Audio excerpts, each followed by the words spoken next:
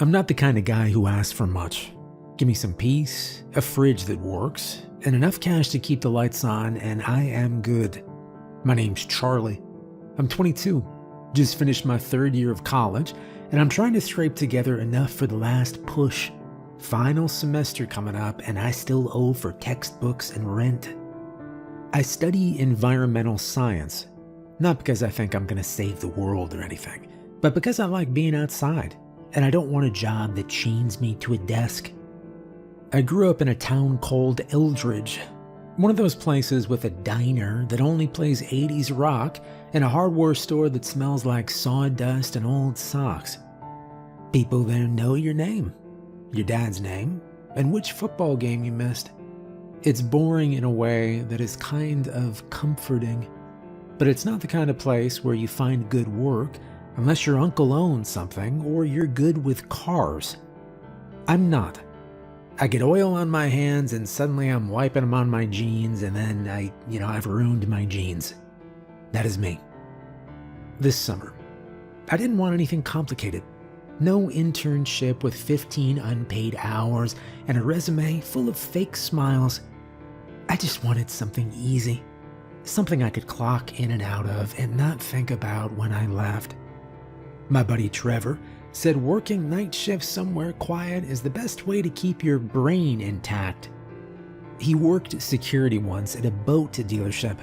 Said the first 3 nights were weird. Then it was mostly microwave burritos and watching old kung fu movies on his laptop. So that's what I was looking for. Simple, quiet, cash. I saw the ad in the local paper on a Sunday.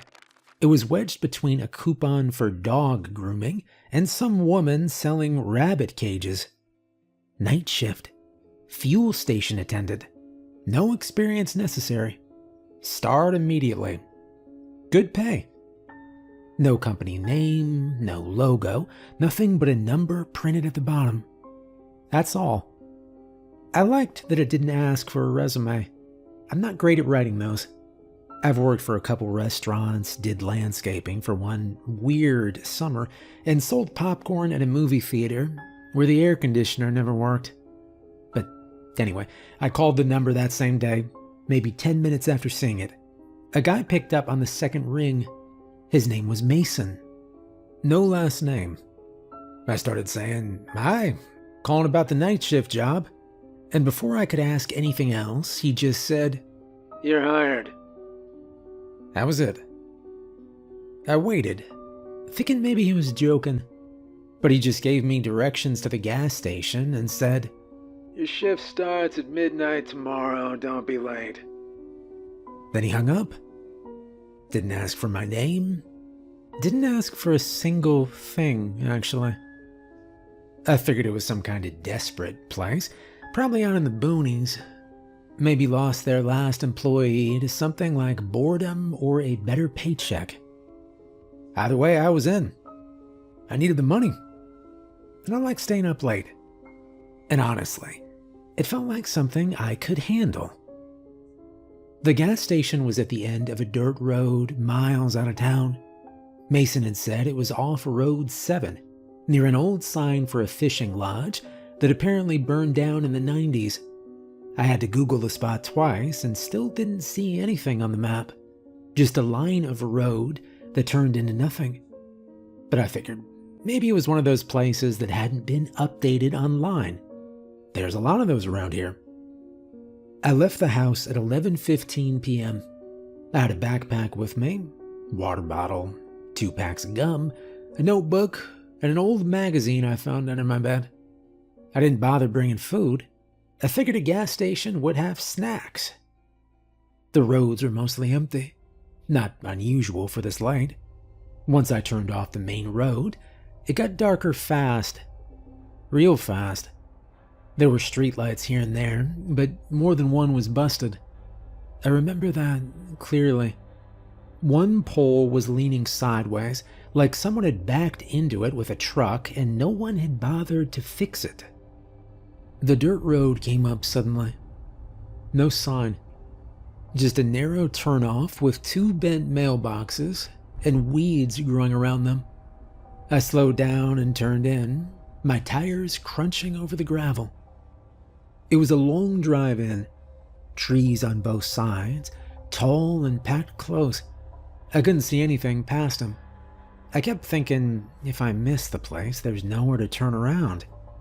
But eventually, after what felt like, 10 or 15 minutes, the road opened up, and I saw the gas station.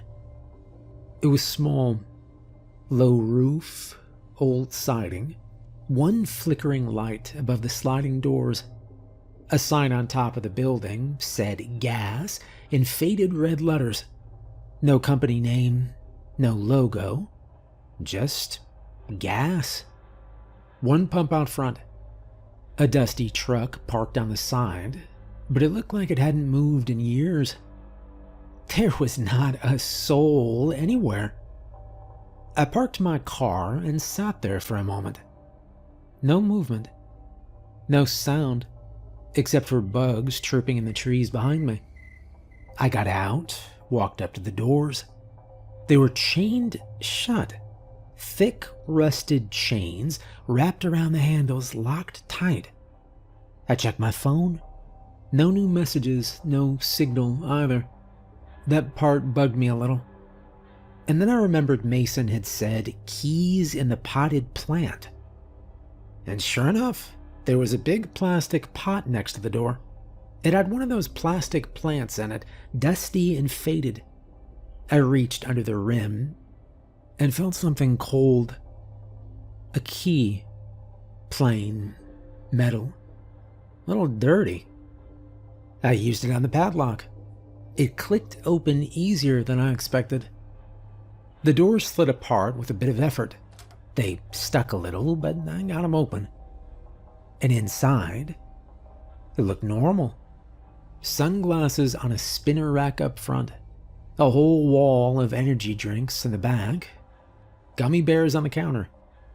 It looked like any other gas station at first, until I noticed the giant list of rules. Behind the register, taped to the counter with yellowing edges, was a single sheet of paper, typed out, not handwritten. The first line stood out in bold. Rule 1. Feed the cat. Underneath that, it read, his name is Ripley, and he's an orange tabby missing an eye. Sometimes you'll find him sitting on the counter as if he were waiting for you to arrive. Other times, he'll be facing the entrance to the back rooms. We don't really know why he goes there, and it's best not to ask. There's a box of yellow sardines from some place called the Watermelon Company under the cash register. Use it to fill his red bowl you'll find near the entrance. Ripley is a good cat. Always keep him fed. Okay. I stared at that for a moment, then looked up. A cat had jumped onto the counter while I'd been reading. Orange fur. One eye. The left one was missing, like it'd been plucked out long ago. His good eye was green, a little squinty, and not too interested in me. He was just sitting there, like the note said, calm and waiting. Hi? I said softly. He blinked back real slow. I leaned over and opened the cabinet under the register. There was a box inside, pale yellow with blue lettering. Watermelon Company, sardines in oil in faded print. The back of the box had something written in another language. I didn't recognize the letters. Wasn't Spanish, wasn't French, wasn't anything I'd ever seen. I opened the box. Inside were little round tins, all the same. I peeled one open, and the smell hit me. Strong, oily, salty. The kind of smell that sticks to your fingers even after washing. Ripley perked up when I opened the tin. I found the red bowl near the front entrance, just like the note said. It had a few old flakes of dried fish in it, but nothing fresh. I dumped the sardines in, oil and all, and set it down gently. Ripley jumped off the counter and trotted over, quiet as a whisper. He sniffed the bowl, then started eating, slow and steady, no rush. I watched him for a second, one eye focused, tail flicking slowly. He looked like a pirate, a small, lazy, hungry pirate. "That's a good cat," I said, and gave him a gentle scratch behind the ears. He leaned into it just a little. After that, I walked back to the register and put a little check mark next to the first rule with a pen somebody left beside the paper. All right, rule number 1, feed the cat. Check. The next line on the paper was bold again. Rule 2, check the locks. Under that, it said, it's all the way in the back past the freezer section in the old chip aisle. Looks like a normal door, except it's red.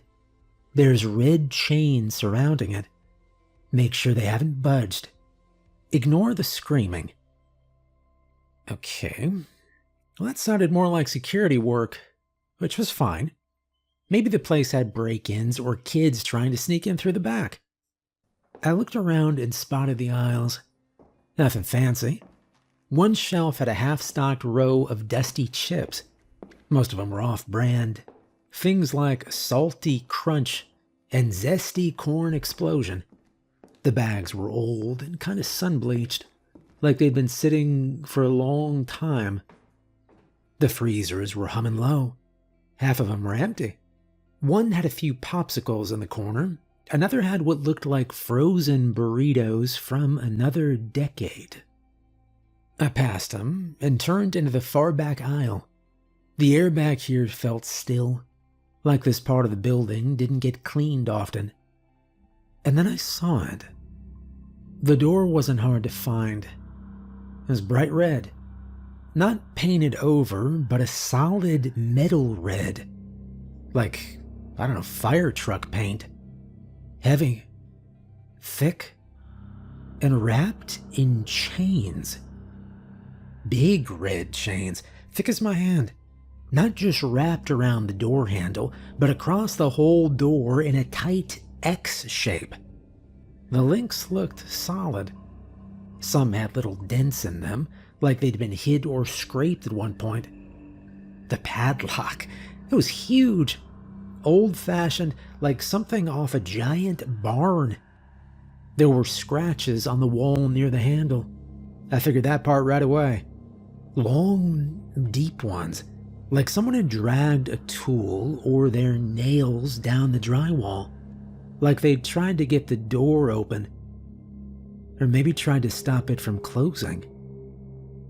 I leaned forward, didn't touch anything yet, just looked. Didn't feel like a backroom door. It felt wrong, too solid, too sealed. Like it wasn't meant to lead somewhere, but meant to hold something in. Something that should not be allowed out.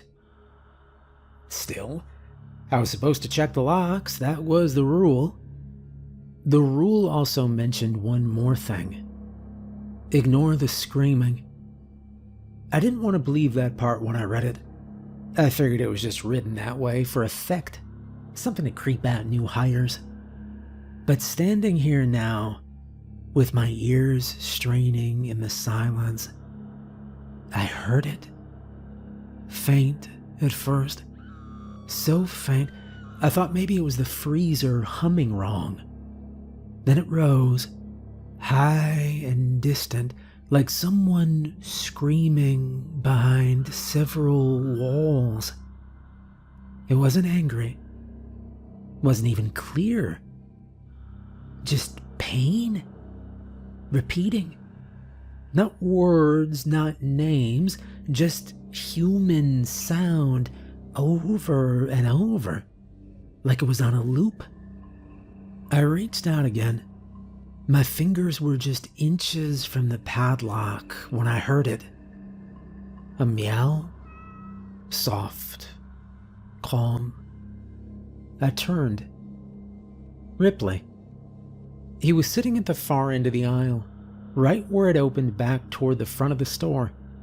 His good eye was focused on me. He meowed again. Not loud, not angry, but sharp, like a warning. I lowered my hand slowly. "All right, you're the boss," I said. I backed away from the door, turning carefully. The screams hadn't stopped. They were still going up and down in volume, as if someone were being dragged across a floor, just out of reach. Ripley didn't move, not at first. He just sat there, tail wrapped neatly around his paws, watching me, waiting. Then he turned and walked off like nothing had happened. I followed him back up the aisle, past the old chip rack and the buzzing freezers. The screams faded behind me, like they didn't want to cross the threshold of that aisle. Back at the counter, I picked up the pen again and marked the paper. Rule 2, check the locks. Check.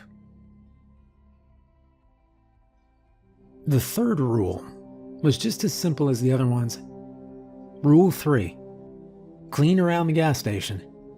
No need to clean outside. It's the inside that counts, or so they say. You'll find weird things lying around from previous customers who like to drop things. Candy wrapper here, paper cup there, a loose tooth maybe, or an old photograph with a head's missing.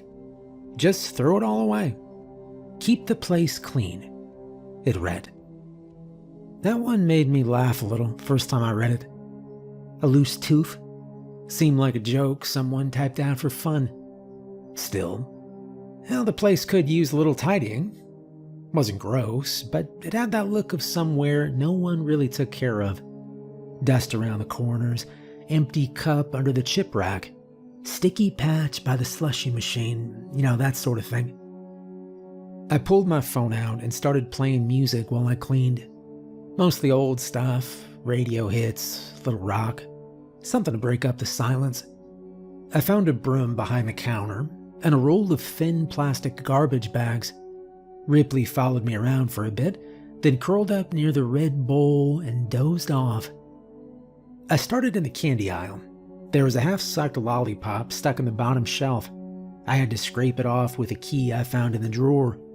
Then there were 2 soda cans behind the sunglasses rack and a single sock on top of the snack display. Not a pair, just one. Weird, but not impossible. Then I saw the photograph. It was lying near the fridge that barely worked, face up on the floor. Black and white, little curled at the edges.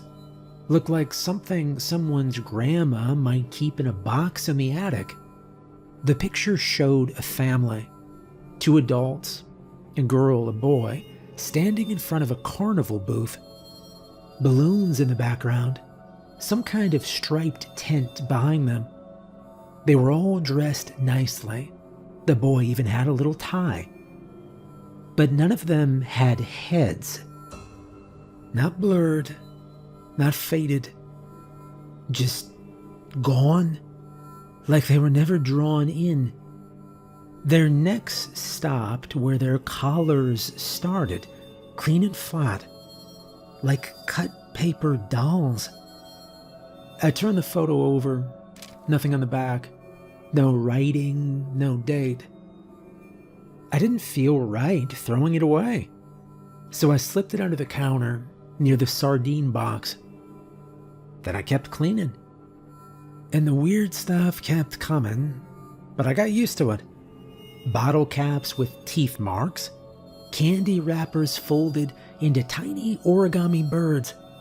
Once, I found a pair of tiny red shoes in the freezer next to a frozen burrito.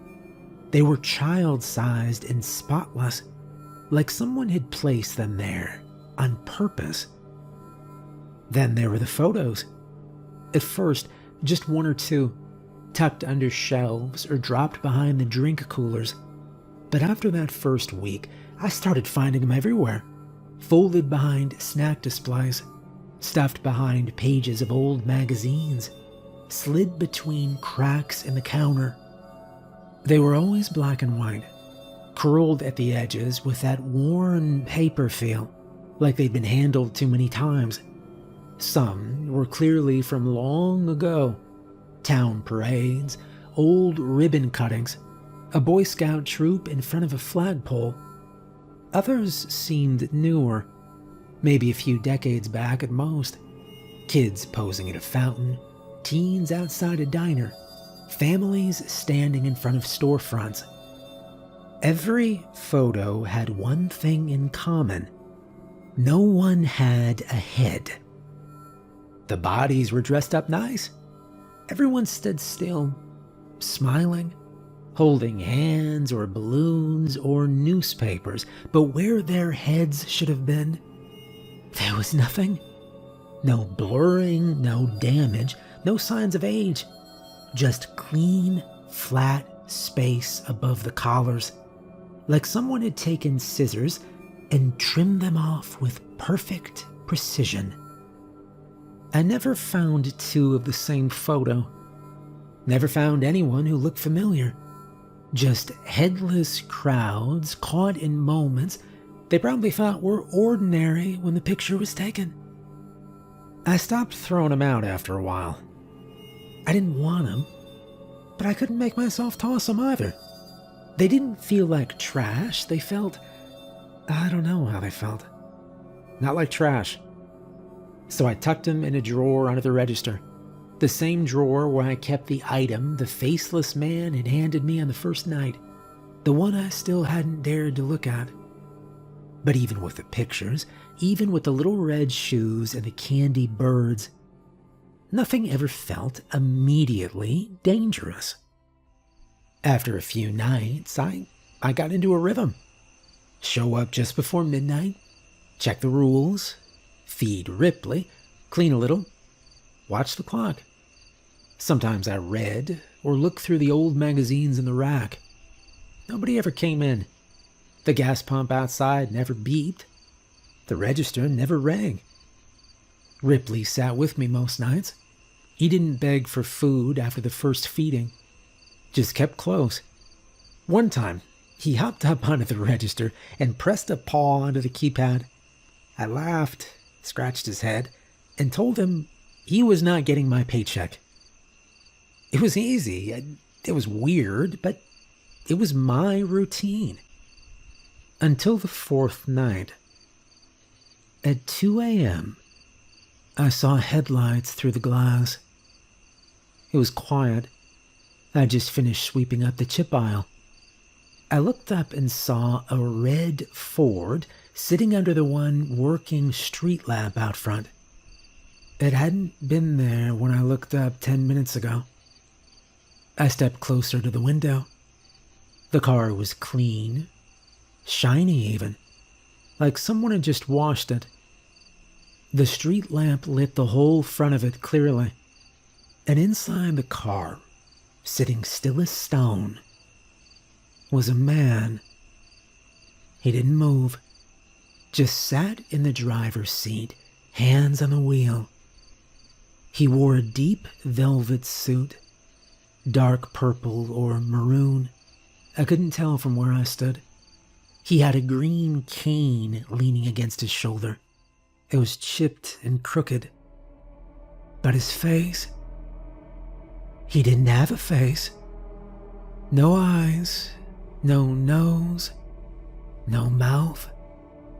Just skin, smooth and blank, like a wax doll that never got finished. I didn't know what to do. He didn't look at me. He couldn't.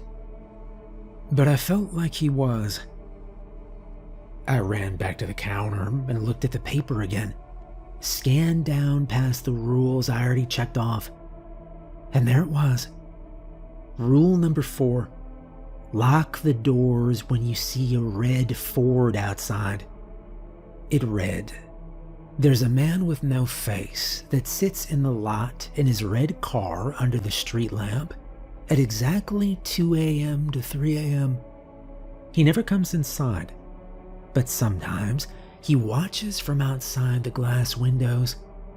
He wears a velvet suit with a green cane that has seen better days, but he wears no face.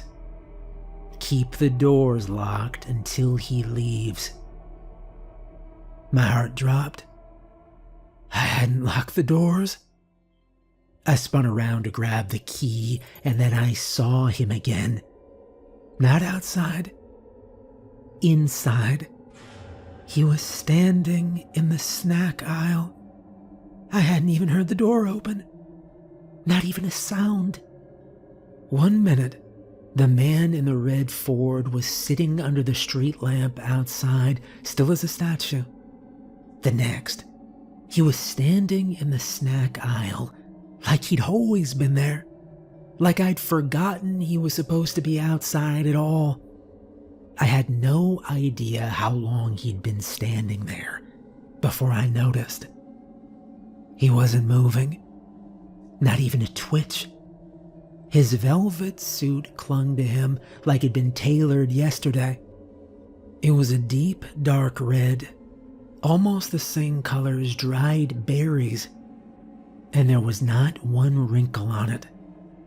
Over one arm, he carried a long green cane, thin and bent at the top, like someone had used it too many times or dropped it too hard. The cane touched the floor beside him, but didn't help him walk. At least not that I could see. But his face, just a smooth blank space, like an artist had started making a person, but got tired halfway through and just left his face unfinished. The skin was pale and slightly stretched, like it'd been pulled too tight over something underneath. And then I remembered the rule. My eyes darted across the typed lines until I found what I was looking for. Rule number 5, in case of emergency. It read, if you happen to not lock the doors in time and the man comes in, keep your head down and don't look at him. Allow him to roam the aisles. You'll know where he is by the tapping of his cane. Answer his questions if he needs help finding something, and accept whatever he gives you when he pays. It's not always cash. You'll know he's left when the cane fades away.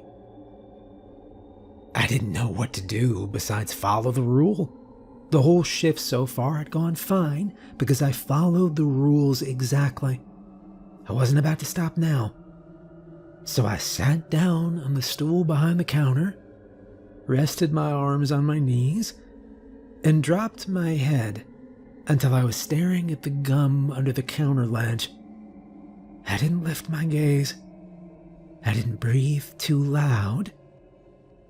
I didn't move. And then I heard it. A tapping. It was soft, measured, slow. Not like a cane someone needed to walk. More like a metronome.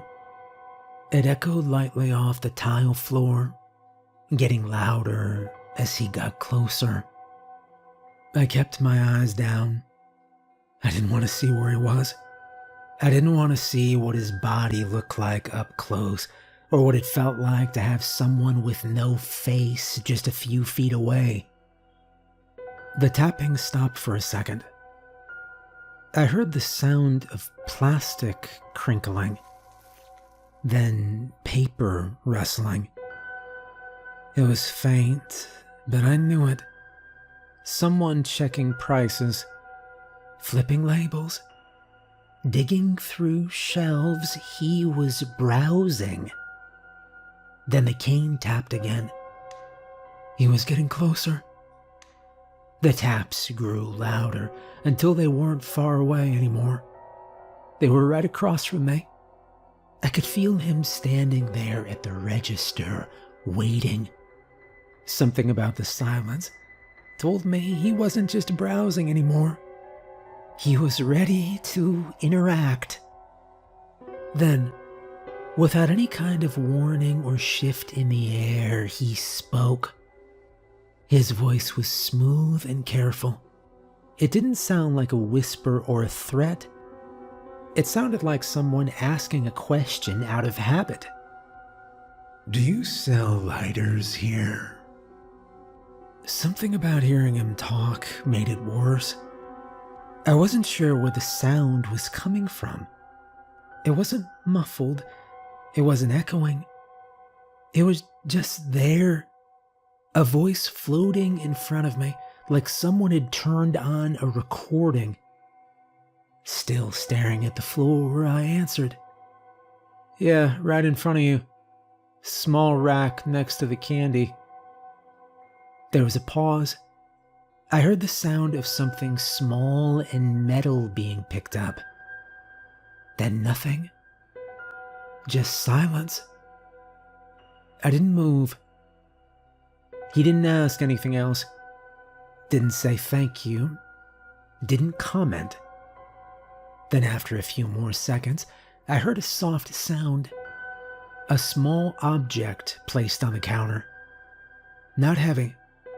Something about the size of a wallet or a phone, maybe, with a flat surface and a faint scrape as it touched down. I didn't look. I reached up blindly, slid the object off the counter, and tucked it into the drawer under the register. It felt cold, a little too smooth. I didn't take a closer look. The tapping began again. He was leaving. Every step felt like a weight being lifted.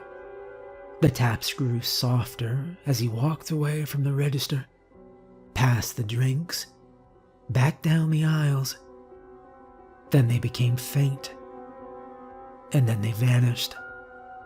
No beep from the door, no sound of a car starting, but I knew he was gone.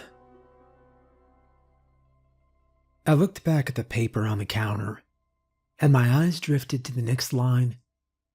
Rule number 6. If you happen to look straight at him, pray. There was nothing else written after that. No instructions, no details. Just that one line. I sat back, my hands gripping the edge of the counter, and tried not to think too hard about what would have happened if I hadn't looked away in time, and what might still happen if I ever look straight at him. By the end of my first week, I had the routine down cold. Ripley got his sardines before the clock hit 12. The floors were clean enough to eat off of. And the red Ford showed up every single night at exactly 2 a.m., just like the rule said. But now I was ready. I watched the clock like it owed me money. The moment it ticked to 1:59, I locked the doors and I turned the key hard. Every night, the man with no face sat quietly in the lot for an hour under the flickering light. He never moved, never got out, just sat there in the driver's seat. I didn't look too long. I didn't want to get curious about things I shouldn't. By Friday, I was starting to feel like a professional. Nothing had gone wrong, no accidents, no surprises. Ripley and I had our rhythm, and I even started organizing the magazine rack just to kill time. The rules were weird, yeah, but they worked. You follow them, you're fine. That Friday night, about an hour into my shift, the front door slid open. I jumped a little at the sound. No one had come in all week. The place was supposed to be mine alone, except for the occasional red Ford and my one-eyed cat coworker. A man stepped inside. Tall, thin, mid-40s, maybe older. He wore a navy jacket, jeans, and boots scuffed at the toes like he'd had them for years. His hair was dark, but streaked with silver at the sides. He looked around the store like he'd been here 1,000 times. When his eyes landed on me, he gave a nod. "You Charlie?" he said. Yeah, you Mason?" He walked over to the counter and held out a hand. His grip was dry and firm, but not too strong. "Yeah, it's good to finally meet you in person. I usually don't come by unless I need to. Figured I'd check in. First week, it's always the hardest." Mason smirked a little and looked around the place. It's clean, huh? Cats fed, rules followed, not bad." He moved behind the counter like it was his own house and reached for the coffee machine. He poured 2 cups from the burned old pot I'd made earlier. It tasted like it'd been brewed through a dirty sock, but I didn't complain. We sat down on the stools, each with a cup, and for a minute we just sipped in silence. I said after a few sips, "So, is that guy in the red Ford, normal?" Mason glanced at me over his coffee. "Well, define normal." I mean, he's here every night. Doesn't do anything. Just sits. I read the rules, I followed them, but, who is he? Why does he come here?" Mason leaned back, resting one arm on the counter. His eyes narrowed just a little. Not like he was mad, more like he was deciding what to say. "Well, there's a story. Goes back a long time. Before this station. Before most of what you see around here. There used to be a man who owned half the town. Some say more. Real estate, banks, businesses, apartments, churches, even schools. If it was built, chances are he had a hand in it. He didn't build it all out of kindness, though.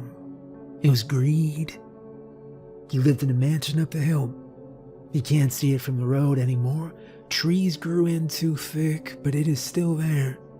Fallen apart now, but solid stone, high ceilings, windows big enough to drive through. Back then, it was a palace." "What happened?" I asked. Mason didn't answer right away. He just looked down at his coffee, like it had something written inside it. "One night, something snapped. Nobody knows why. Some say his wife left. Some say his fortune got drained in a deal gone wrong. Others say he just woke up and lost his mind. Whatever the reason, he locked the doors to that mansion and he killed everyone. Servants, family, everything. After that, he disappeared. Cops searched the whole county. Never found him. But the locals, well, they believe he never left." "You mean the guy in the car?" I asked. He nodded. "Well, they say he's stuck here. Not just in town, but really stuck. Like part of the land now. Part of the places he used to own. Shows up where he used to walk. Where he used to rule. The gas station's one of those spots. He helped build it, long before it was anything more than a dusty plot and a promise." I stared into my coffee a minute before asking, "What's behind the red door?"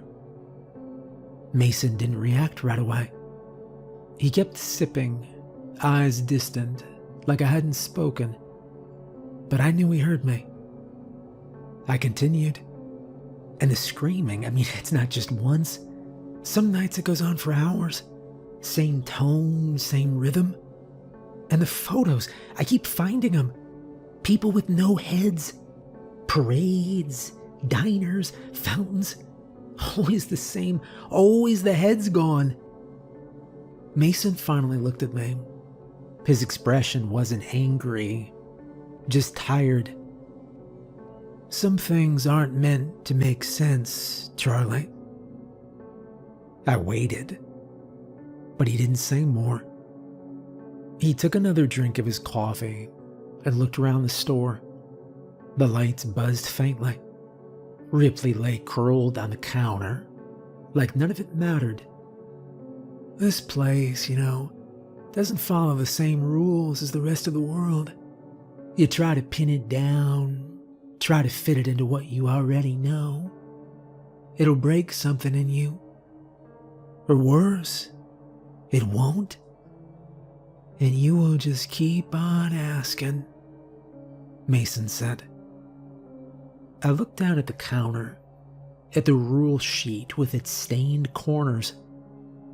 "Some doors aren't meant to open, son. Some questions don't have answers. Or maybe they do, but the answers change depending on who's asking. Either way, it's best not to chase them." I nodded slowly at that. I didn't like it, but I understood. We sat there for a while longer, drinking bad coffee in a quiet store under buzzing lights. Ripley hopped up on the corner and curled next to the cash register, purring soft. And I didn't say it out loud, but for the first time since I got here, I felt like I understood the kind of job I'd taken. So I kept the job. Wasn't hard. Shifts were quiet. The money came in at the end of each night. And the rules, strange as they were, worked. You follow them, you stay safe. That's the deal. It's more honest than most places I've worked. A month passed, then 2. The red Ford showed up every night like clockwork. 2 a.m. sharp, packed under the broken street light that buzzed just enough to cast his car in a half glow. I locked the doors every time. I used to think I'd only do this for the summer, save up some cash, pay off tuition, move on. That was the plan. But something about this place held me longer than I expected. The strange rules stopped bothering me. I kept the station clean. I fed Ripley his sardines. I stopped asking why the doors had to stay locked, or why the chains on the red door never moved. Still, in my downtime, I started digging. I couldn't stop thinking about the man in the red Ford. I started small. Local history blogs, library archives, quiet questions at the diner on my days off. Most people didn't want to talk about it. A few got that look, like they knew what I was asking but didn't want to say the words.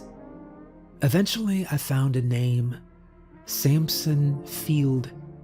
He was a wealthy developer who lived in this area around 80 years ago, built up neighborhoods, funded churches, made himself the centerpiece of every town council meeting.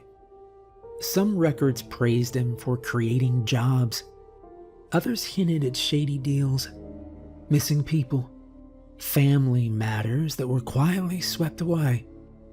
But one night, after hours of flipping through digitized newspaper clippings at the campus library, I found a photo.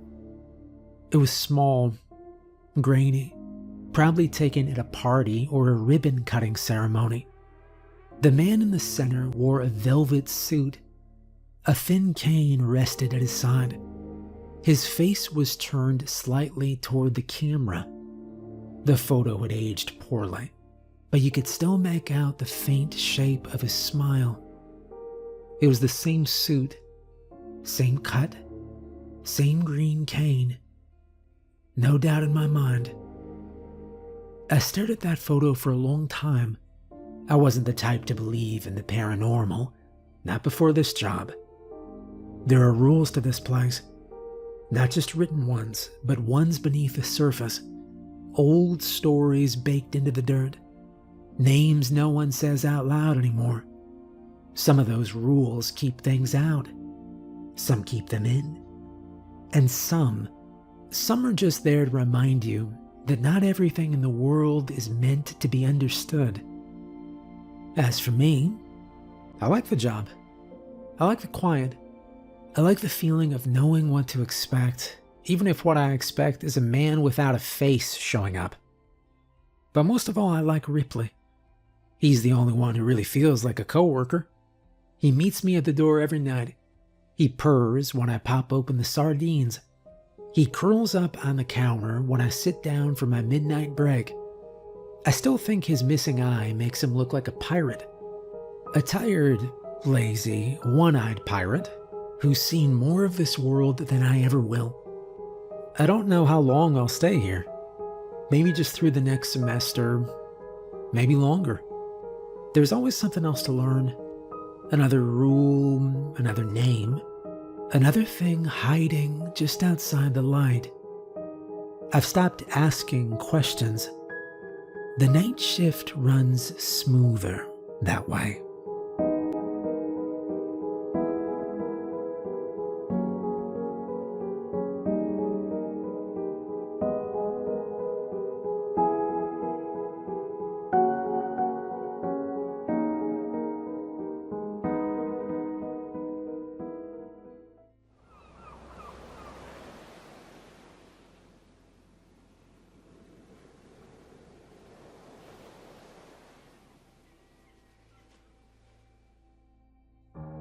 My name is Jason.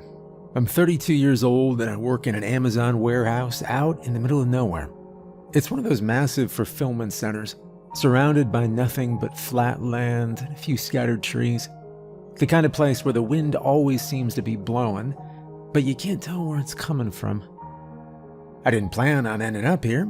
Back in high school, I had dreams of becoming a graphic designer. I even took a few community college courses, but life had other plans. Bills piled up, and I needed a job that paid immediately. That's how I found myself at this warehouse, packing boxes and shipping them out day after day. The job is monotonous. I spend hours scanning items, placing them into boxes, and sealing them up. The rhythm is almost hypnotic. And sometimes I catch myself going through the motions without even thinking. It's not fulfilling, but it pays daily, and that's what I need right now. My manager, Jeff, is a bald guy with a beer belly and a fondness for old sitcoms. He often plays Golden Girls reruns in the break room, laughing louder than anyone else. Despite his quirks, he's a decent guy. He doesn't micromanage, which is good. Lets us do our work as long as we meet our quotas. The break room is a small windowless space with a few vending machines and a coffee maker that produces something resembling coffee. During breaks, I usually wrestle with a vending machine, which seems to have a mind of its own, and sip on the bitter coffee while watching whatever Jeff has on the TV. My coworkers are a mixed bunch. There's Mike, a high school dropout who always has a new conspiracy theory to share. Some of them seem true, actually. Then there's Sarah, a former high school athlete who talks about her glory days on the track team. We don't have much in common, but we get along well enough. In a place like this, break room gossip makes the days go by a little faster. Over the months, I've noticed some odd things about this warehouse. There are certain areas we're told to avoid, and some packages that we're instructed not to open under any circumstances. At first, I thought it was just company policy. But the more I observed, the more I realized there was something strange going on. I've started compiling a list of these peculiar rules and guidelines, almost like an unofficial employee handbook. I share it with the new hires, hoping to prepare them for the oddities they'll encounter. It's become a sort of rite of passage, and most of them think it's a joke, until they experience it for themselves. So here they are. Let's just say this Amazon warehouse has some strange rules. Rule number 1. Don't eat the beef jerky in the vending machine. It's not beef. I know that sounds like a joke, but I mean it. Seriously, it's not beef. First few weeks on the job, I didn't think much of the vending machine. Looked like every other one. Metal, glass front, rows of snacks with that little coil that turns. But then I noticed the packaging. Everything looked off. The colors were faded, like they'd been left out in the sun. A lot of the wrappers were so old I couldn't even read the names. The chips had logos I didn't recognize. Some of the candy bars looked homemade. The plastic was cloudy, and I couldn't find an expiration date on anything. But I was tired and hungry one shift, so I tried it anyway. I picked what looked like beef jerky. I was wrong. The texture was wrong. Too soft in some places, too crunchy in others. I chewed one bite and thought maybe I was imagining things. Then I felt it. Something sharp. I spit it out in my glove and saw something pale and tiny in the mass. Looked like a tooth. That was the first and last time I touched the beef jerky. Thing is, even when the food doesn't bite back, the vending machine still messes with you. Mike tried to get a candy bar once and got a handful of toothpicks. Sarah paid for a Diet Coke and ended up with a single shoelace and a note that just said sorry in lowercase, written in blue marker on a torn scrap of cardboard. I watched it happen. She stared at it like it was a prank, but her face went real quiet, like she suddenly remembered something bad. Sometimes the machine gives you coins instead of snacks. Not quarters or dimes, foreign stuff. Weird shapes, soft metal, no markings. One looked like it had a hole punched straight through the middle. I kept that one, then I lost it. Or maybe it left. And don't ask what the sandwiches taste like. No one's made that mistake twice. The freakiest part is, the machine never stays in the same place. First time I saw it, it was in hallway B, near the mop sinks. Next shift, it was gone. A week later, it showed up near the loading dock, just standing there, like it'd always been part of the building. I asked Sarah if she remembered it ever being there before. She said no, but didn't want to talk about it. Sometimes it's by the break room, sometimes it's next to the main exit. Once I saw it in the men's bathroom, just standing next to the sinks like it belonged there. No one sees it move. I asked Jeff once, trying to sound casual.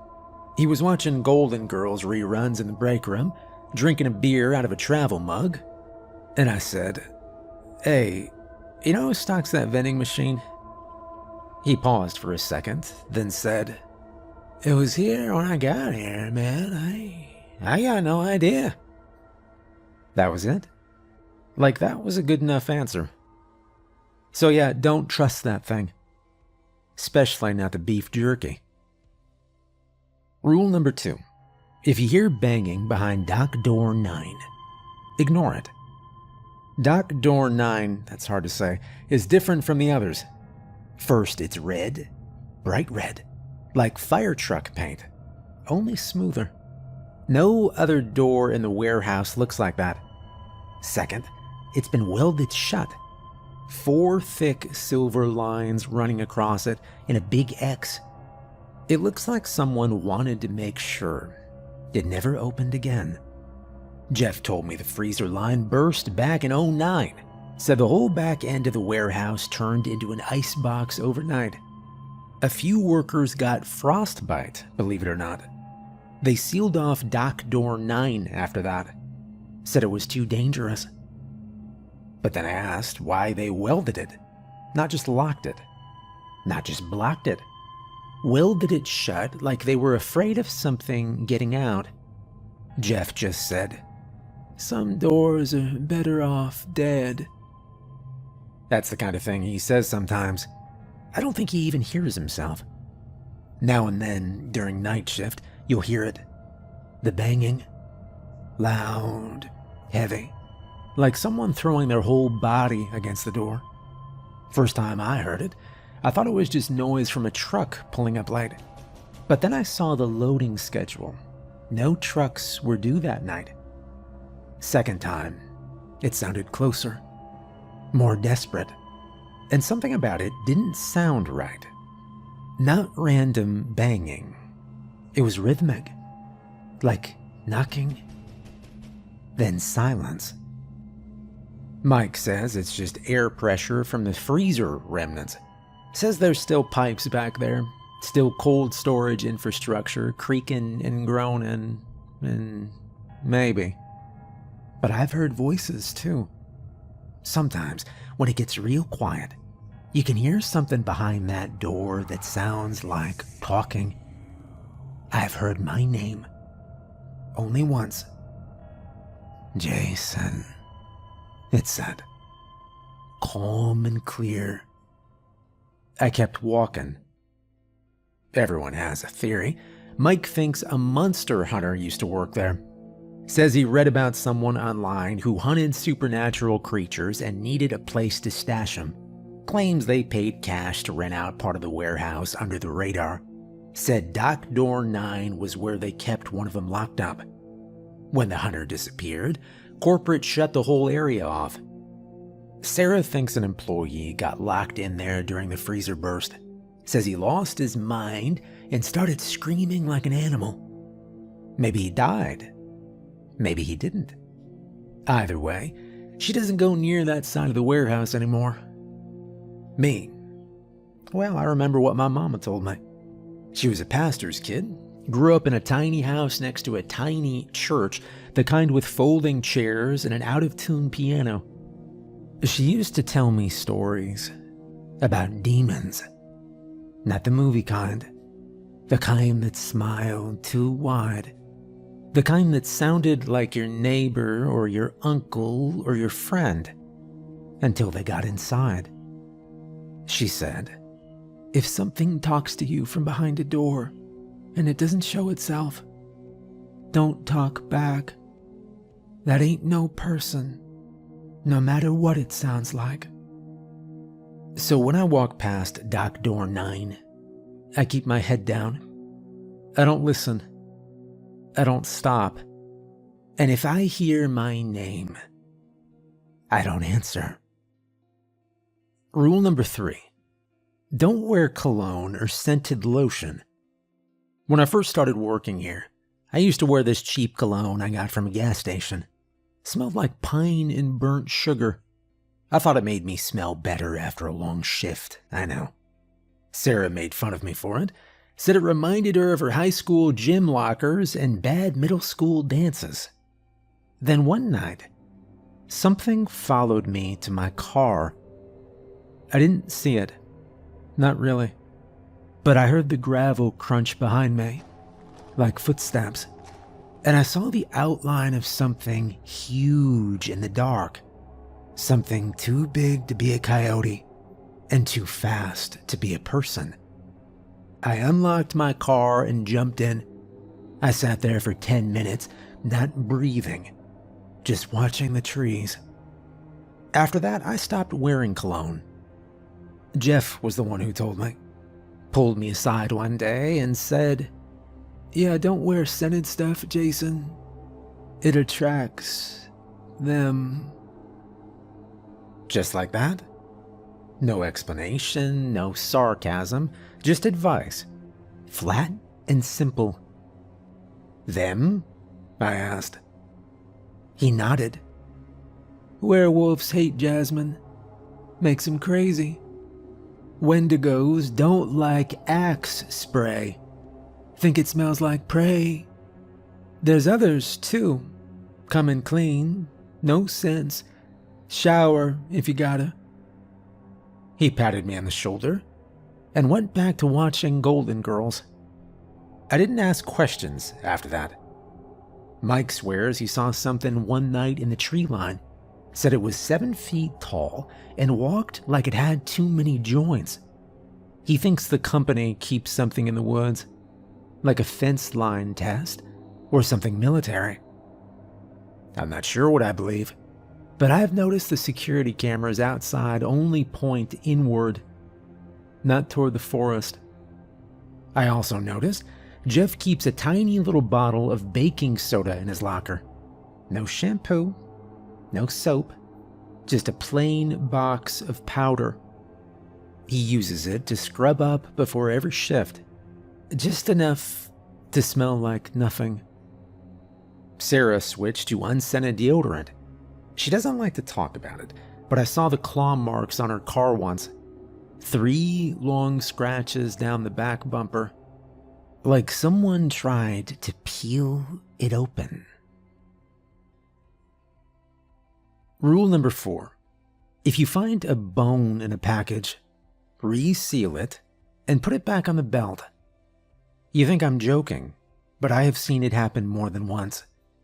You're packing a box, regular stuff, batteries or vitamins or, socks, and tucked in the corner, underneath the bubble wrap, there's something that looks like a piece of rib bone.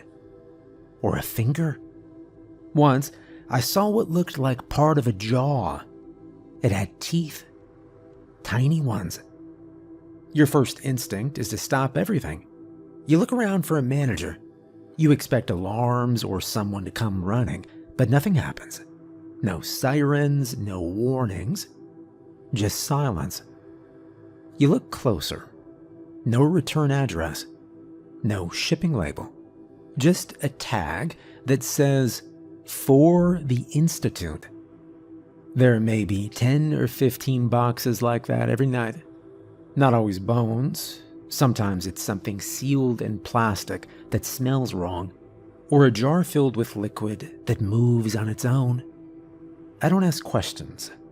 None of us do. The first time it happened to me, I stared at the bone for a solid minute. Looked too big to be a dog's, too small to be a cow's. I didn't want to touch it, but I didn't know what else to do. That's when Jeff walked by. He didn't flinch, just looked at the box and said, "Red sticker. Put it back on the belt. Not your fight." So that's what I did. There's a roll of red dot stickers by the tape guns now. You see something that doesn't belong, you slap one on, seal the box, and send it back down the line. Don't put it in the return bin. Don't report it. Just let it go. And it always finds its way. Jeff always knows where to send it. Sometimes I think he doesn't sleep. Sometimes I think he's the only one here who actually knows what this place does. Mike's got a million theories. Says the warehouse is part of a secret contract with some underground research group. Says Amazon made a deal with the government years ago, and now they ship more than just diapers and books. He says the Institute is real. Says they're the ones who handle the stuff regular people aren't supposed to see. I used to laugh at him. Now I don't. Sometimes the Institute boxes hum a little, just under the tape. A low, steady sound, like something mechanical, or maybe alive. One night, Sarah swore she saw one twitch. She marked it with 2 red dots, just in case. Now, whenever I'm packing and something feels wrong, I don't even open the box all the way. I peek in, peel off a sticker, and I move on. Not my fight. It doesn't pay enough to be my fight. Rule number 5. Only take your 10-minute break in designated zones. We get 2 breaks per shift, 10 minutes each. Not a second more, not a second less. Jeff is very strict about that. You'd think it's because he's a company man, but it's not. It's because there are only 3 safe spots to take your break, and if you sit anywhere else, something might find you. The designated zones are the break room, the chair cluster behind Station C, and the bench near the mop closet by hallway A. That's it. Nowhere else. Don't sit near Dock 9. Don't even walk near it during your break. I know one guy who did. His name was Derek. He was new, maybe 3 days in. Tall guy, neck tattoo, always chewing gum. Thought the rules were jokes. He said he liked the quiet and wanted to take his break outside by the loading dock. We warned him. He rolled his eyes and went anyway. He didn't come back. No one found a body either. His badge was still in the system. He never clocked out. Jeff said it must have been a personal emergency, and someone from HR cleared his locker before the end of the night. But I know what happened. There's a werewolf that stalks Dock 9. It's not like the movies. No shredded clothes, no half-man nonsense. Just a creature with long legs and thick arms and yellow eyes. Sarah swears she saw it once through the break room window. Said it walked like it owned the place. The cameras don't catch it. We checked. Mike even pulled the footage from his phone one night and scrubbed through it. Nothing. But we still hear it. Late breaks, especially toward the end of the shift, sometimes you hear breathing from outside. Not fast, not heavy. Just slow and even, like it's waiting. Sometimes you'll hear a howl. I don't go near Dock 9 anymore. Not for anything. Even when Jeff asked for help moving pallets, I find an excuse. One night, I saw a streak of fur by the loading ramp. Just a flash, low to the ground, like it was crawling. No wind, no noise, just a flash. That's all it took. Now, when I take my 10, I sit in the plastic chair behind Station C. I face the wall. I sip bad coffee, and I chew old gum and count down every second until I can get back to work. It's safer that way. Rule number 6. You clock out before sunset. Always. No matter what. You'd think a company like Amazon would love overtime, but not here. Not at this warehouse. No one stays past sunset. Not the workers, not the janitors, not even Jeff. There's no warning siren or loud bell when the sun starts going down. You have to watch the windows, check the shadows, and keep an eye on the clock. When the sky starts turning orange, you drop whatever you're doing and head straight to the front office and clock out. Doesn't matter if you're in the middle of packing a box. Doesn't matter if a manager asks you to stay. Doesn't matter if you're 2 minutes from finishing a shift. When it gets close to dark, you leave. And you leave fast. I learned that my first month here. I stayed late one night. Not on purpose. I just didn't realize how fast the sky changes out here. I was working the belt near the back wall when everything got quiet. I looked up and saw the sunset bleeding through the windows. Pink, orange, purple. I thought, all right, 10 more minutes and I'm done. That's when Sarah grabbed my arm and said, "You need to go. Now." I've never seen her look that serious. We didn't even stop to log out properly. Just ran for the clock and hit the button.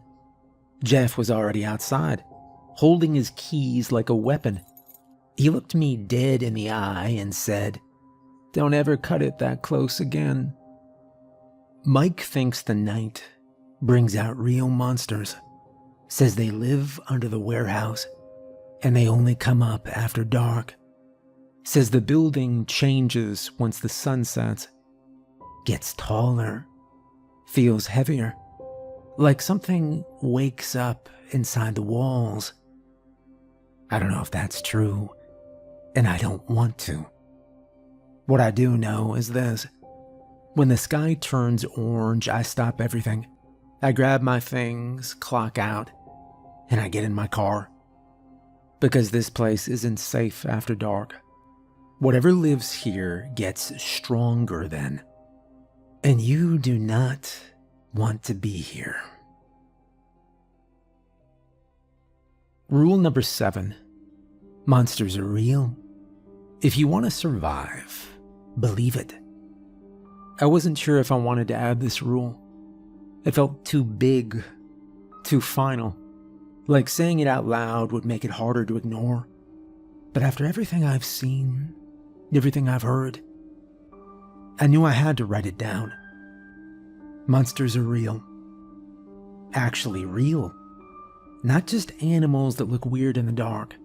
Not just stories made up to scare kids.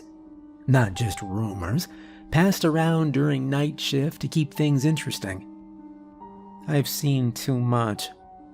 I've lived through too much of it to pretend anymore. They're not people in costumes. They're not misunderstandings. They're not tricks of the light. They're monsters. Different kinds, different rules. Some walk, some crawl, some mimic voices. Some just wait. But they're all here. And they all know us. Some of them stay in the corners of the warehouse. Some show up in shipments. Some move the vending machine when no one's watching. Some follow the scent of jasmine, and some sleep behind red doors, and some just wait for you to break the rules. Sarah's gonna quit, I can tell. She doesn't talk as much anymore. Doesn't joke like she used to. She keeps looking at the sky through the narrow break room window. Times her clock out to the minute. Packs her stuff before the final hour. Mike won't last long after that. He's all talk and big stories, but he needs someone like Sarah around to keep him balanced. Without her, he'll either dig too deep or give up entirely. Either way, he won't stay. And me, well, I've started looking for another job. Something slower, something far from here. Even if it doesn't pay daily, even if I have to stretch pennies, I can't keep coming back here. There's something very wrong with this place. I've written these rules for whoever comes next. The newbies. The ones who show up looking for quick cash and think this is just another warehouse job. It's not, and it never was. Take the money. Save what you can. And while you're working here, follow the rules. Every single one. Don't eat the beef jerky. Don't listen to the red door. Don't wear scented lotion. Don't open the box with bones. Don't take your break in the wrong spot. Don't stay past sunset. And most of all, remember this. Monsters are real. This job is not for keeps. You're not supposed to stay. Get in, get paid, get out. That's the only way. Me, I'll be gone soon. And when I leave, I will leave these rules taped to the back of the locker door. Look for them there. And follow them. It's the only way to survive. Because there are real monsters here. And they're hungry.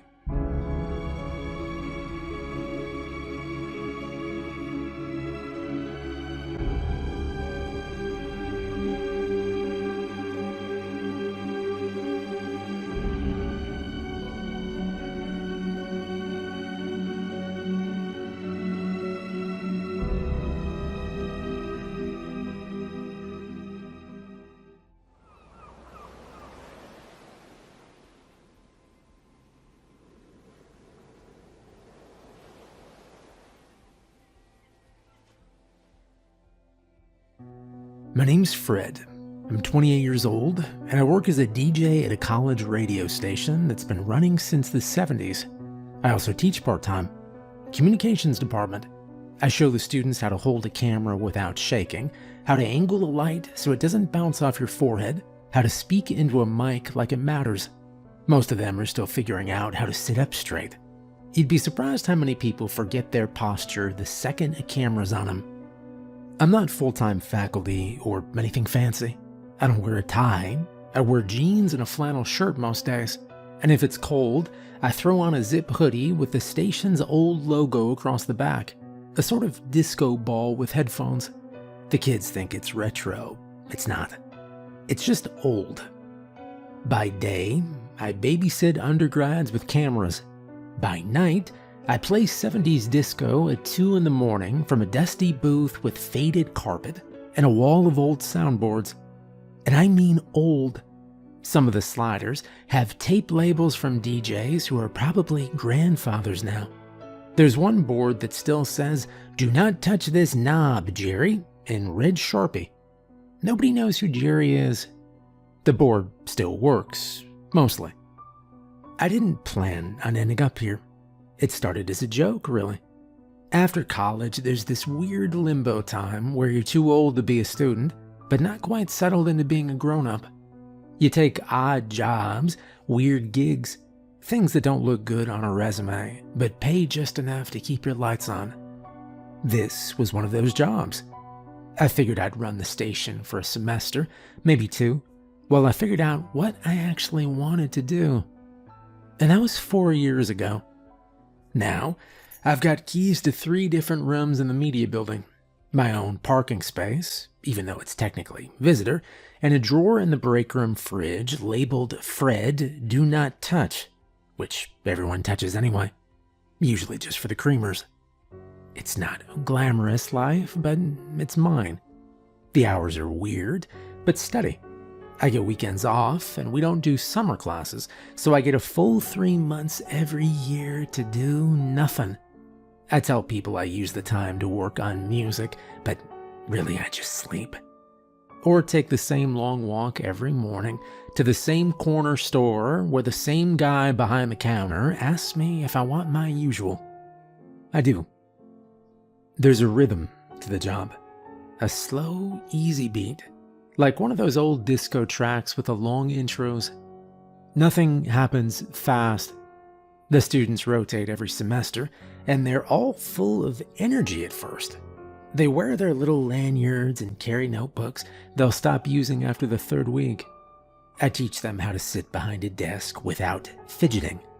I let them pretend to read fake news from fake teleprompters in a fake morning segment. They love it.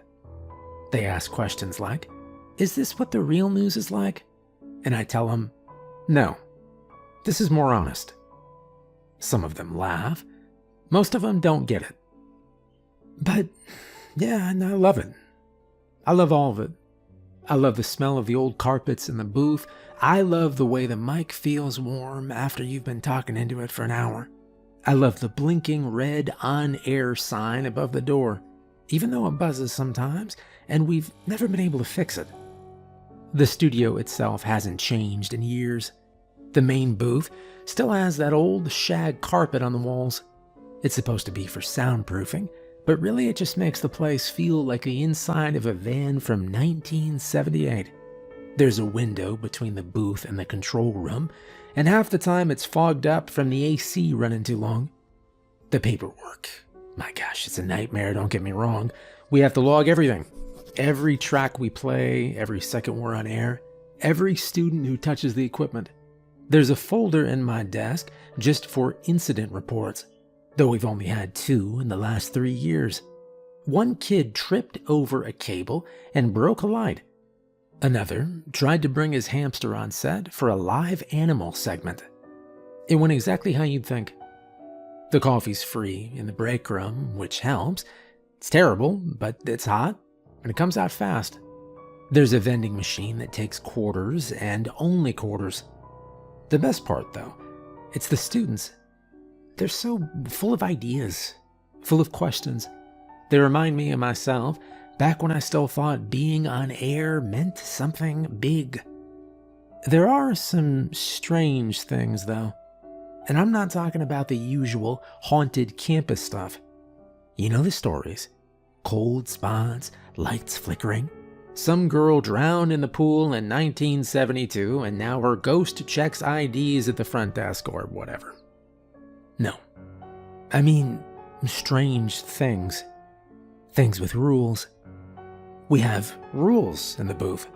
Not your usual safety rules, stranger ones. Specific. Odd. They're written on a laminate sheet inside the booth, tacked to the corkboard under the broadcast schedule. Nobody knows who wrote them, but I have been here 4 years and I have seen what happens when you break one. So, if you're still with me, buckle up. I've got stories, and every single one starts with a rule. The first rule is simple. Stay inside during your entire shift. Now that might sound easy. You're thinking, Fred, why would I even leave? It's 2 a.m. You're in a booth, there's music playing, coffee in the break room. Why leave? Exactly. That is the right way to think. But sometimes people do. And that's where things go wrong. They call it the graveyard shift for a reason. I used to think that was just a figure of speech, a way of saying late as hell without sounding dramatic. But here on this campus, it feels more literal. See, there's a church about 2 blocks from the station. It's an old one, brick with stained glass windows that always look wet, even when it hasn't rained. I think it used to be part of the college, maybe back in the day when they had nuns teaching Latin or something. Now it's just there. Some students still go to Sunday Mass, not many. Right next to that church, and I mean right next to it, like the lawn just rolls into it, is the town's local graveyard.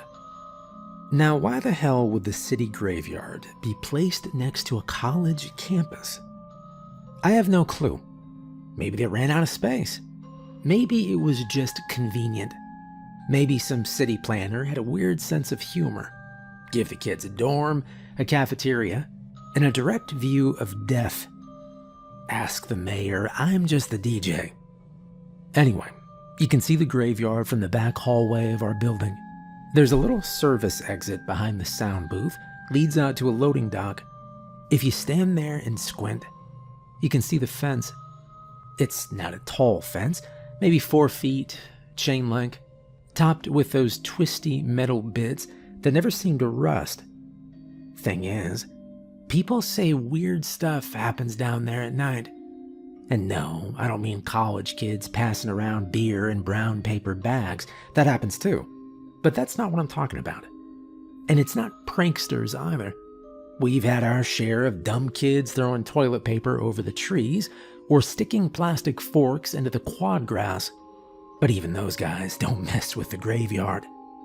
They say, and by they, I mean just about anyone who's worked a late shift on this campus, that you don't go near that place after dark. I used to roll my eyes at that. But there's something about that place, something that makes your skin feel too tight if you stare at it too long. One of the old tech guys, Rick, been around since the 80s, still has a ponytail and a pager. He told me something once. We were both refilling the vending machine with quarters, and he just sort of said it without looking up. Don't mess with somebody's home, he said. I thought he was talking about the graveyard being creepy. He said, no, man, I mean that literally. That's their home now. The dead. It's their place. And they don't like company. It's rude, right? Imagine you're trying to sleep and some college kid stumbles in, knocking over the lamps, making a bunch of noise. You wouldn't like it either, he said. Then he handed me a Snickers and walked away like he hadn't just said the creepiest thing I'd ever heard. I didn't believe it then, not really. But over the years, I've heard stories, little ones, like how phone alarms go off if someone steps outside after midnight, or how all of the campus cats stare at you if you try leaving through the front door. But then, there's the big story, the one we don't talk about much. About 3 years ago, someone on the night shift went missing. His name was Will. I didn't know him well. He was just filling in. I think it was between jobs. One of those guys who showed up with a clipboard and a new set of headphones, ready to learn the ropes. Nice. He was a nice guy. Quiet. He used to hum along to Earth, Wind, and Fire. One night during his shift, he left the building, said he was going to stretch his legs. He never came back. At first, we all figured he quit. People do that sometimes. It's a college job. You don't need to hand in 2 weeks' notice if you're just running late-night playlists and drinking stale coffee. But when he didn't show up the next week, and his stuff was still in his desk, people started asking questions. A week later, they found him in the lake, face down, lungs full of water. No signs of struggle, no bruises, no injuries. Just drowned, fully clothed, still had his lanyard on. The cops came by, asked their questions, made us hand over the CCTV from the station. We all crowded into the control room, expecting to see nothing, maybe a glitch, maybe him just walking out and never coming back. But the footage showed something different. It showed Will walking out the back exit, hands in his pockets, whistling, calm as anything. He walked right past the dock, past the fence, and toward the graveyard. That was the last time anyone saw him alive. I still remember the angle of the camera, all grainy and flickering like it always was. The way the motion light turned on just long enough to show his face before he stepped into the dark.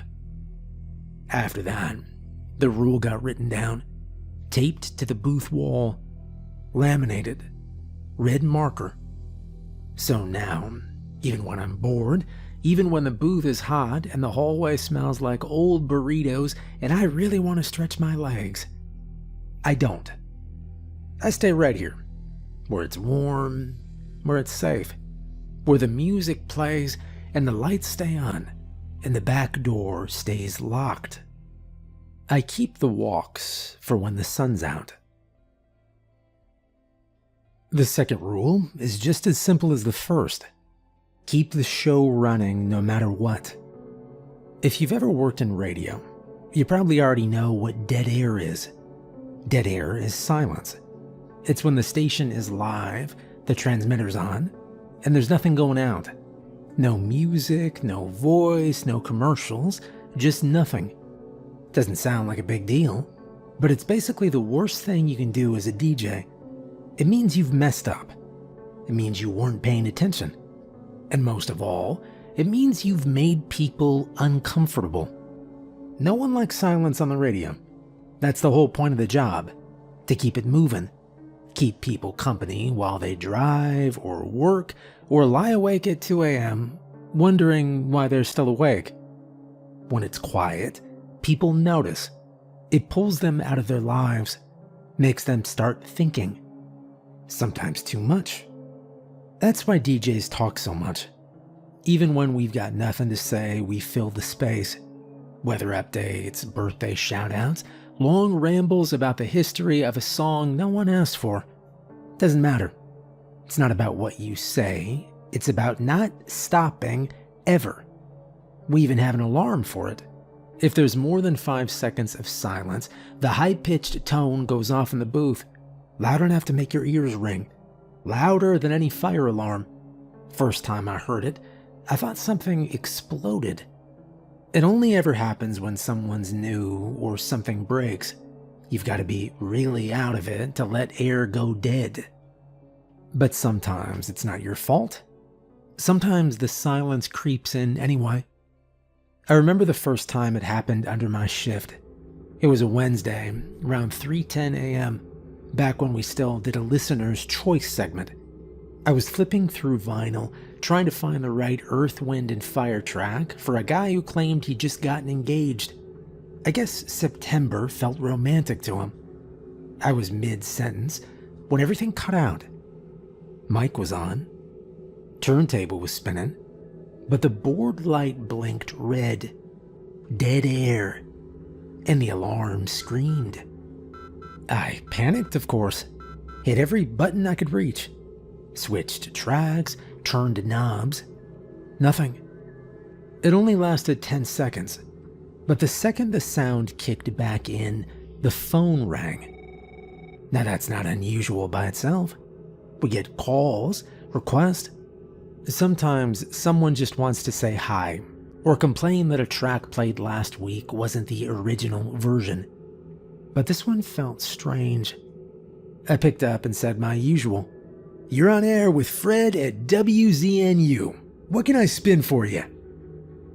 There was a pause. Then a woman spoke. Her voice was soft, polite, old-fashioned almost. She sounded like someone reading from a script, but gently, like she'd rehearsed the call in her head for days. She said, "I was wondering if you could play Just the Way You Are by Billy Joel. That was our wedding song. Me and my husband's." I said, "Sure, yeah, no problem. When was the big day?" Another pause. She said, "August 9th, 1979. Now, I know people love their oldies, but most of our callers weren't even born in the 70s. I figured it was someone pulling a prank. Happens sometimes. Still, I had the record, so I played it. Thought that would be the end of it. It wasn't. She called again the next night. Same time. Asked for the same song. Then again 2 nights later. Always polite, never loud or rude. I started recognizing her voice. She had a kind of calm that stuck in your ears, like church bells heard from a distance. Eventually, I asked her name. She said, "Mary. Mary Glass." That name stuck with me. Felt old somehow. I told one of my friends about it, a journalist who works out of the city. He's the type of guy who digs through public records for fun. I figured he'd laugh. Instead, he called me back the next day. "Hey, Fred, you wanna know something weird?" he asked. "Always." "She's dead." "Who?" I asked. "Mary Glass. Died in 1979. Car accident. 3 months after a wedding. Says so in the archives. There's even a picture. Looks a little like my grandma," he said. I thought maybe it was someone using her name. Maybe a relative. Some weird college project. But we kept getting the calls. Even now, sometimes during the night shift, when things go quiet for too long, the red light on the phone blinks. No ring, just blinks. And if you answer, which I don't anymore, you'll hear her. Always polite. Always thankful. The weirdest part, she doesn't know she's dead. She talks like she's still living in it. 1979. Tells stories about her husband mowing the lawn, about getting ready for their honeymoon, about the way her dress fit funny at the shoulders. Like it's all still happening. The problem is, once you pick up, she keeps calling. No matter what track's playing, no matter what segment, she finds a way to break in. We had one intern, Cole, who thought the whole thing was fake, picked up on purpose, laughed and played along. But his next 3 shows were a disaster. Every time he tried to talk, the mic would cut out. Every time he played a record, the sound would bend and slow. And the phone kept blinking, non-stop. We finally had to pull him off the schedule. He didn't come back the next semester. Now we just don't answer. Let it ring, let it blink. Whatever happens, don't stop the show. You see, the dead think dead air is an invitation. That silence, the kind you only get at 3:17 a.m. when the world's holding its breath. That's when they slip through. People fill the spaces you leave empty with their own hopes, wishes, opinions. And that's true for the dead, too. Especially the ones who don't know they've passed on. So we fill the air every second, even if we have to ramble, even if we just hum into the mic. I have told every new DJ the same thing. Don't let the silence settle, not even for a moment. Because once you've invited the dead in, it's hard to get them out. The third rule might sound strange if this is your first time working radio. Rule number 3, ignore station number 7. You probably don't know what I mean by that. That's fine. Most people don't when they're new to this job. It's one of those things that doesn't come up in normal conversation. But if you spend enough time in this building, working the booth late at night, you'll learn fast. Sometimes station 7 will call. You'll be in the middle of a track, maybe sipping your coffee, maybe flipping through the weather script, and then the phone rings, or the fax machine starts, or your email pings with a subject line that just says Green FM. You'll look at the number. It won't show up like a normal call. No area code, no ID, just a number 7. Sometimes it's written out, station 7 calling. Sometimes it just says 7. Ignore it. Don't answer, don't reply, don't even open the message if you can help it. The first time it happened to me, I was halfway through a Bee Gees set, More Than a Woman spinning on the turntable, when I knocked over my coffee. The mug tipped and clattered against the console, spilling lukewarm coffee across the playlist log. I swore under my breath and grabbed a handful of napkins from the drawer. That's when the phone light blinked. Bright red, silent. Just one word on the screen. 7. I wiped my hands and reached for the receiver, still shaking droplets off my fingers. Before I could pick it up, the light shut off. No ring, just that quick flash, then nothing. The booth felt off after that. I couldn't explain it, but something in the room had shifted. Like the moment you realize someone's been standing behind you longer than they should have. The next morning, I told Rick about it. He was crouched at the vending machine, swapping out quarters. He didn't look up when I spoke. "Yeah, I had a call come in last night. Missed it. The screen just said 7. You ever seen that before?" I asked. He paused for a beat, slipped another coin into the slot. He asked me if I answered.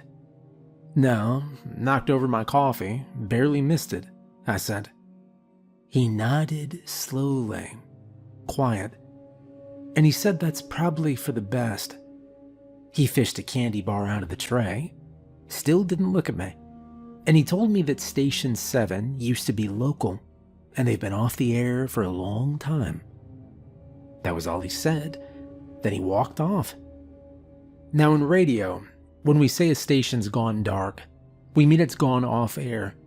Could be temporary, loss of funding, technical problems, whatever. But sometimes it's forever. We call those dark stations, still listed in old registries, but gone, static, ghost on the frequency. Station 7 was one of those. Back in the 70s, it was a real place.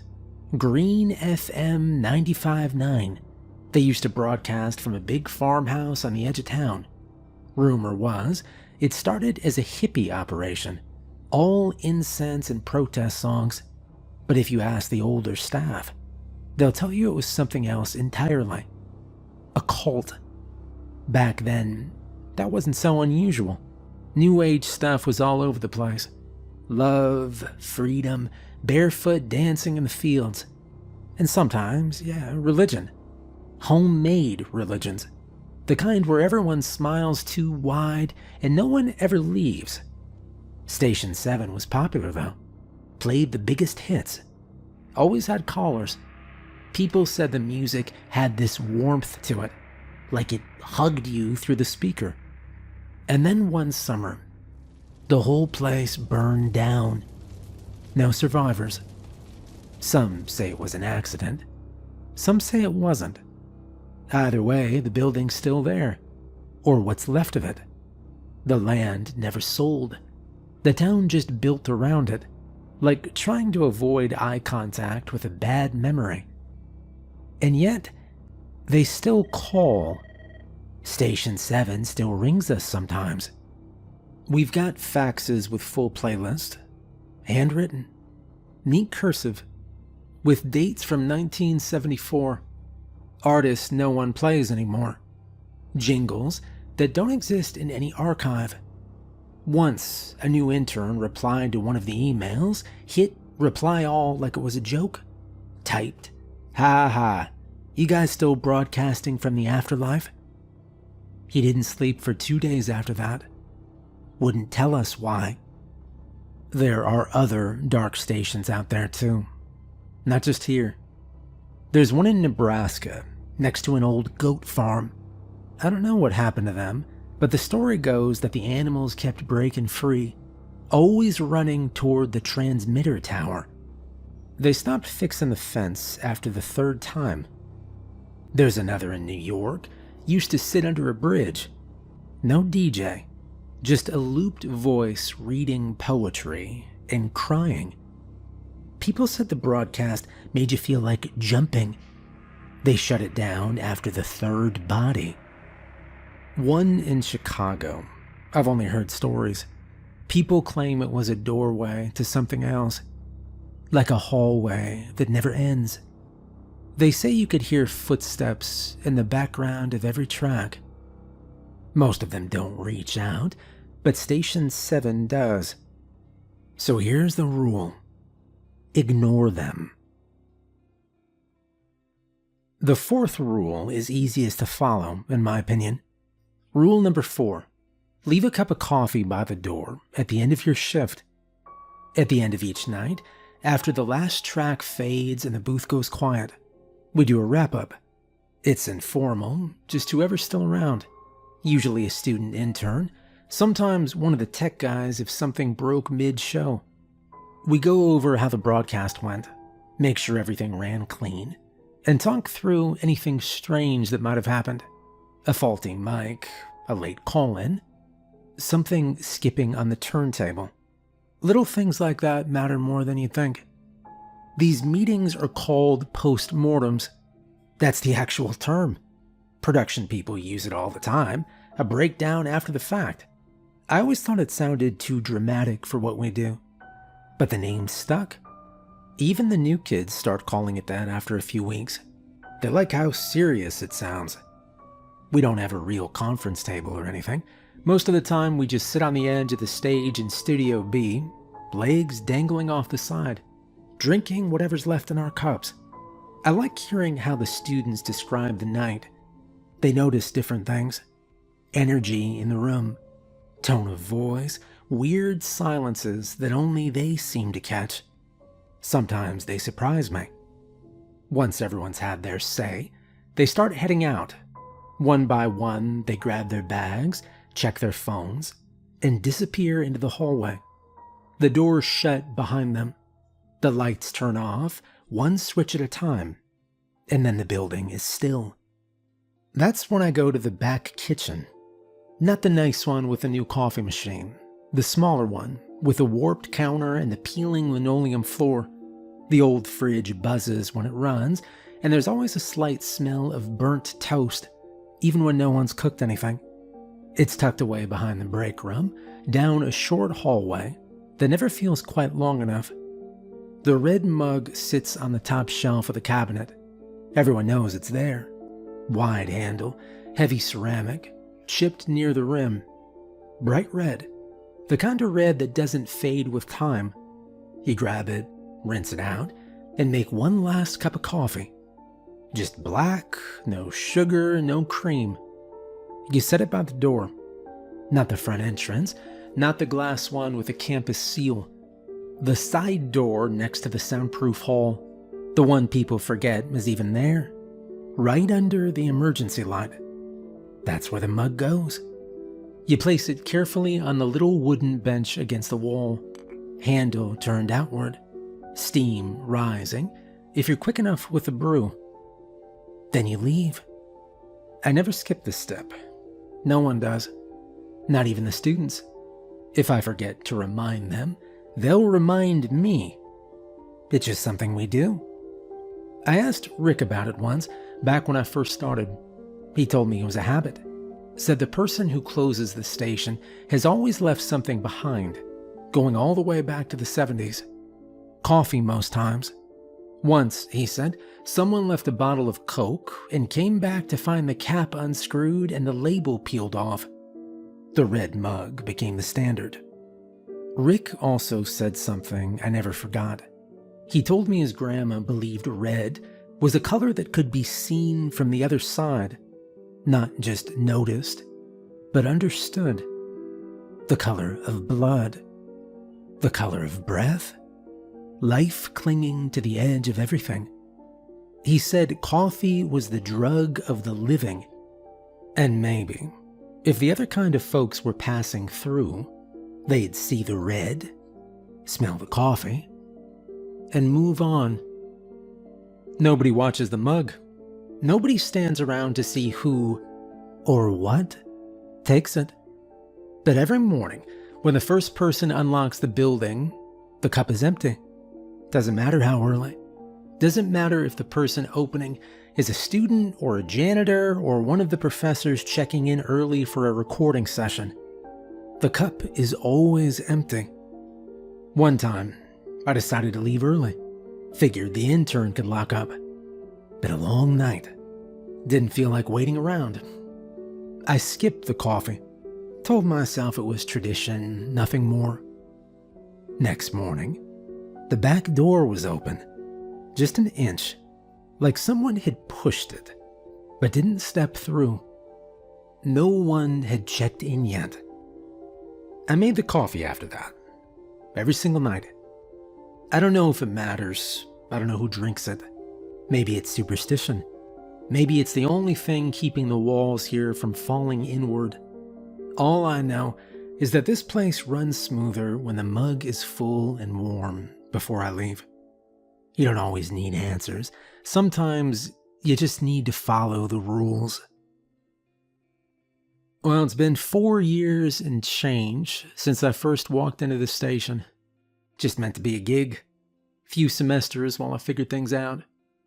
A pause between what I thought was college life and whatever came after. But I stayed. Some people keep photo albums. Some people keep journals. Me? I've got playlists. Dozens of them. Labeled by date, mood, weather. I can tell you exactly what I was doing on a rainy Thursday 3 years ago just by what track I queued up. The records never lie. I've seen the rules posted on the wall 1,000 times. Most folks stop noticing them after a while. They blend into the corkboard, somewhere between the fire escape diagram and the outdated flyer for improv night. But I look at them every shift. Make sure they're still there. Make sure nothing's changed. Because the rules work. I have followed them, every one. Stayed inside, kept the airwaves full, ignored the calls I wasn't supposed to answer, left the coffee, always in the red mug, always warm, always gone by morning. And in return, the station has stayed quiet. Mostly. There are nights the booths feel just a little too still. Lights take a second longer to come on. The mic buzzes faintly, even when it shouldn't. I don't mention those things in the post-mortem. No reason to spook the new kids. They'll find their rhythm soon enough. Rick says he's probably retiring next year. He didn't make a big deal out of it, just mentioned it while cleaning the vending machine. I think he's tired, and I don't blame him. The building's starting to show its age. Carpets worn down to the threads in the sound booth. Ceiling tile over Studio B still leaks when it rains too hard. But the signal's clear. The turntables are still spinning. Last week, one of the students lingered after class, said she liked the quiet hours, asked if I thought she could handle the night shift. I asked if she was good at following instructions, and she said yes. I told her to memorize the rules. She nodded. Some places run on schedules. Others run on people. This one runs on rituals. And they only work if someone keeps them going. If you ever take this job, good luck. And follow the rules.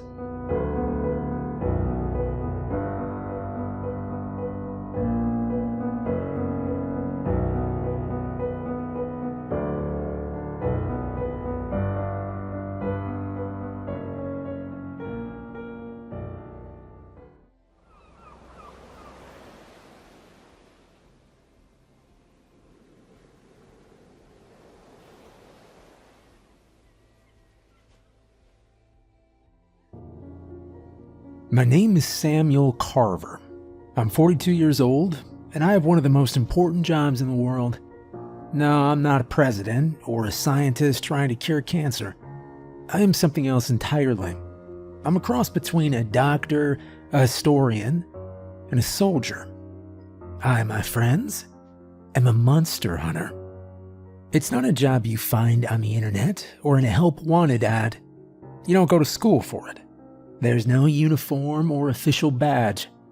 But make no mistake, this work is real and dangerous, and most people will never even know it exists. I grew up in Orange County, California. You know, surfboards, palm trees, traffic, strip malls. I had a normal life for a while. I rode my bike to school, hung out with my friends, and spent hot weekends at the beach. My mom was a nurse. My dad ran a small hardware store. We weren't rich, but we got by. I always liked books more than sports, especially the ones about things that go bump in the night. When I was a kid, I used to borrow those old dusty books from the library, the ones nobody touched anymore. Folk stories, ghost sightings, weird disappearances. I didn't know it at the time, but I was already training for this job. I didn't believe everything I read, but I believed some of it. I could feel it in my bones, you know? There were things out there people weren't talking about. I left for college when I turned 18. Got into a decent school in the city. Studied history first, then medicine. I was good at both. I thought maybe I'd become a teacher, or maybe work in a hospital. But then, something happened. Something I don't talk about often. It involved a small town not far from here, and a family of vampires living in plain sight. That was the turning point. That's when I learned monsters were real. Not in a fairy tale kind of way either. I mean real, physical, dangerous, living beside us without us even noticing. How I got through that is a story for another time, but it pulled me into this life. I didn't choose it, not really. It chose me.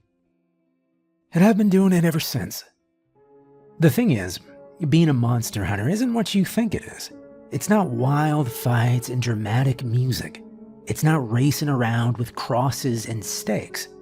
Most of the time, well, it's paperwork, research, planning, surveillance, learning every detail about a creature before making a move.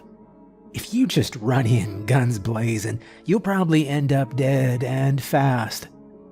I have survived 20 years by being very careful, by learning, by remembering. And lately, I've been haunted by things I can't forget. So I started writing this journal. Stories from the job. People I don't want to forget. Creatures I wish I could. Rules I've picked up along the way. If you're reading this, well, maybe it'll help you too. This journal will serve as a documentation of my life, my work, my failures, my lessons, and the monsters I've faced. When I finally hang it up, when I retire from the field for good, I'll leave it with the Institute. Somewhere deep in the archives, it'll sit, maybe gathering dust. Or maybe someone like me will find it and learn something that saves their life. My name is Samuel Carver, and I hunt what goes bump in the night. These are my stories. One of my earliest missions wasn't one that was assigned me. I chanced upon it by accident. I was maybe 5 years into the job at that time. Still green by some standards, but I knew how to keep myself alive, and I wasn't afraid of walking into dark places. I was deep in the Appalachian Mountains, tracking something whose name I couldn't pronounce. Some old spirit with roots in Cherokee myth. Something that moved between trees faster than any animal should. I never ended up finding it, by the way. Got sidetracked. That happens more often than you would think.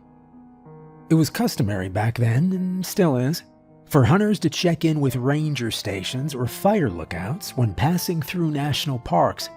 Not just for safety, but because most of the rangers are in on the joke, so to speak. They know what we are. They know what we do. Most of them don't ask too many questions, and in return we keep them informed if something strange is happening in their territory. I have a lot of respect for those guys. People think they just hand out trail maps and deal with lost hikers. They do a hell of a lot more. They are the first line of defense when it comes to monsters. Whether the public knows it or not, a lot of these rangers have seen things they will never speak about. Things they don't want to believe were real. The station I stopped at was small, more of a wooden lodge tucked between trees than anything official looking. It had a wraparound porch, a stone chimney, and 2 flags out front. One for the state, one for the Forest Service. When I walked up, I expected a short chat, maybe a few handshakes, then I'd be on my way. But the second I opened the door, I knew something was wrong. Inside, the air was still, heavy, like people had been holding their breath. There were a few rangers inside, standing near the main desk.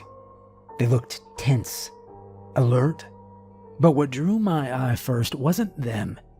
It was the couple in the middle of the room. A man and a woman sitting on the floor near a pile of folded blankets. The woman was sobbing, not crying, sobbing. Her face was buried in her hands, her shoulders shaking hard enough that she couldn't keep still. The man had one arm around her, trying to hold her together, but I could tell he was struggling himself. His face was pale, his jaw locked so tight it looked painful. He wasn't crying, but he was not okay. One of the rangers spotted me. He was older, maybe in his 50s, with gray sideburns and tired eyes. We'd met once before on another case, something involving a cave system and lights that moved on their own. He walked over quickly and pulled me aside, out of earshot from the family.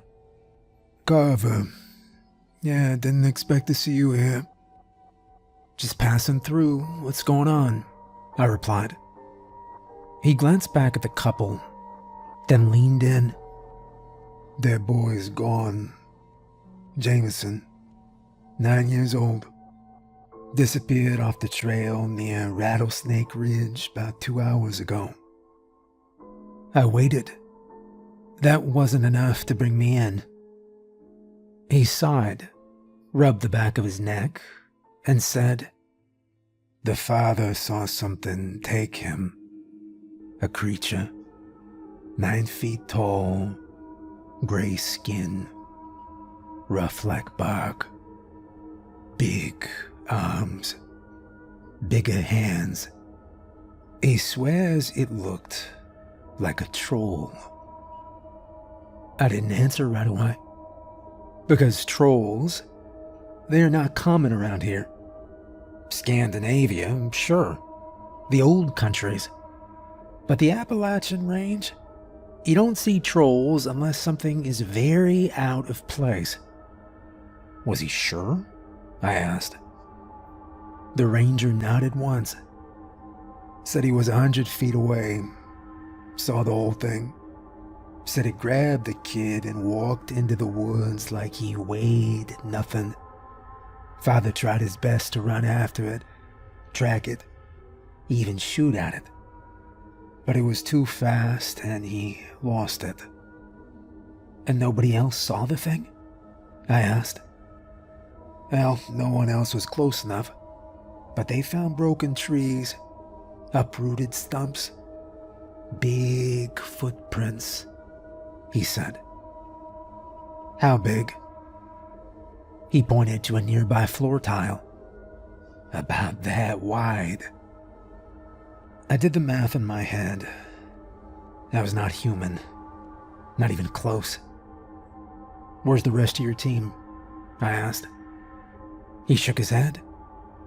Already searching. We got men in the woods, but it's too dense. And if this thing doesn't want to be found, well, you know how that goes. I did. I looked over at the parents again. The mother was still shaking. The father had both arms around her now, trying to keep her from falling apart completely. There was a backpack beside them, a kid's pack, blue, with a worn Spider-Man patch sewn onto the front. And that's when I made the decision. I didn't need an assignment. I didn't need clearance. I just nodded to the ranger. Show me the trail, I said. And that's how it started. The ranger led me out of the back of the lodge and toward a narrow dirt path that disappeared into the trees. We walked in silence at first, our boots crunching over dead leaves and gravel. The sun was still up, but it was fading fast. In the woods, that meant the dark would settle in soon, quicker than you'd expect. We call this one the Ridge Trail. Loops around the western edge, maybe 4 miles long. The family set up their camp off a clearing halfway through, the ranger said. Any idea how far the creature got? I asked. He shook his head. Nah, the trail cameras, they're useless. Whatever took the boy moved low and moved fast, like it knew when not to be seen. Our guys found tracks, but they just stopped after a while, like it walked right into the ground. That sounded about right. Now, trolls aren't smart in the usual sense, but they know how to stay hidden. They know how to survive. The camp was quiet when we got there. A single tent stood in the clearing, the kind you get at any outdoor store. Blue, simple, zip up front. There was a fold-out chair and a half-cooked meal still on a camping stove. No one's touched it since. The ranger gestured toward a broken patch of dirt near the tree line. That's where the dad saw it. Said Jameson was picking flowers. Turned around to put them in a jar. When he looked back, the boy was gone. And something huge was stomping into those woods. I crouched beside the patch. The footprints were deep, wider than my own boot by a few inches. Whatever it was heavy. I followed them with my eyes, watching how they cut a jagged path through ferns and underbrush. Then I saw something else. Torn cloth. A strip of red fabric caught on a branch, low to the ground. I plucked it gently, turned it over in my hand. It looked like a piece of a kid's jacket. He's heading north, I said. The ranger nodded grimly. We'll keep combing the area. You want backup? No. If it's a troll, you'd only slow me down. No offense, I said. None taken, he replied. I gave him a pat on the shoulder and stepped into the woods. Tracking at night, it's a whole different game. You move slower, listen harder, pay attention to things most people ignore. Crushed mushrooms, bent grass, The sound of a bird stopping its song too early. I followed the trail for about an hour. Wasn't easy. The troll had a strong gait, wide steps, but light on the edges. I found broken branches, scrapped bark, and once, a single smudge of blood on a rock. It was enough to tell me I was close. Then I heard it. A low sound coming from ahead. Not growling, not breathing. Humming.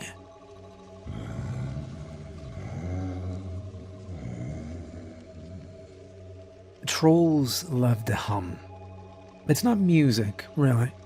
It's more like a slow rhythm they keep when they're thinking about food, when they're waiting. I moved slower now, one foot in front of the other. The humming grew louder.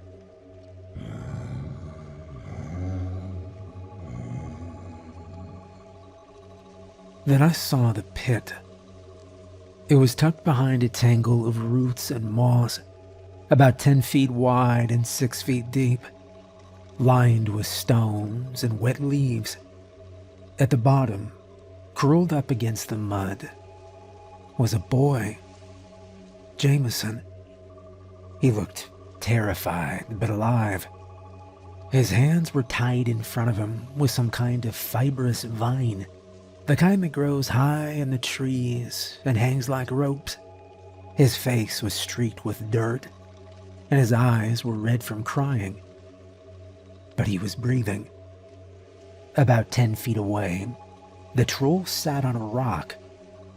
It was huge, 13 feet tall at least, with skin like cracked concrete. Its back was hunched, and its arms hung nearly to the ground. Its nose was fat and bulbous, and its mouth hung open just enough to show teeth like broken gravestones. It didn't see me yet. It was sharpening its claws on a rock, dragging them slowly back and forth, making a dry scraping sound. Every few strokes, it hummed. I checked my belt. No weapons, no traps. I'd packed light, planning for a scouting trip, not a rescue mission. All I had was a pocket knife, a small emergency flare, and a net I'd tucked in my bag last minute, laced with old wolfsbane. That would have to be enough. I stepped carefully behind a tree, got the net ready, and pulled the flare from my jacket. I counted to 3. Then I lit it and threw it hard at a pile of dry brush to the troll's right. With a loud crack, the flare exploded in a shower of light and sound.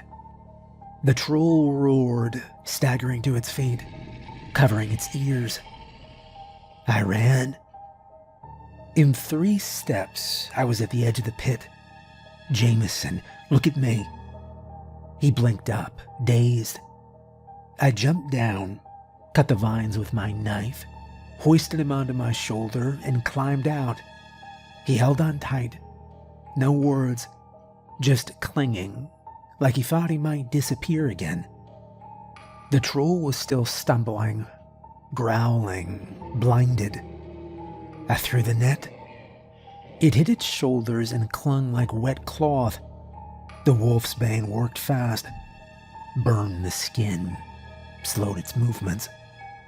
It howled, swatted at it, stumbling in circles. We didn't wait around to watch. I carried Jameson back through the woods, step after step, mile after mile, until I saw the first flicker of lantern light through the trees. When we reached a lodge, his mother screamed his name and ran to us. His father followed close behind. They pulled him from my arms and held him like they never planned to let go again. Jameson didn't speak. Not that night. He just kept holding on. I gave the parents a nod. They were crying, thanking me over and over. I didn't say much. I never did in situations like that. I just made sure the kid was safe, gave the ranger a brief rundown, and started packing my things. I filed the report with the Institute the next morning. I told him everything about the troll, the boy, the pit in the woods. I left nothing out. They weren't thrilled. Technically, I'd broken protocol. I wasn't supposed to engage without clearance, and I definitely wasn't supposed to go in without backup. The Institute has rules about these things. And for good reason. Hunters who go off mission tend not to come back. Well, I got sanctioned for it. Slap on the wrist, not suspended, but close. I hated it, but I lived with it.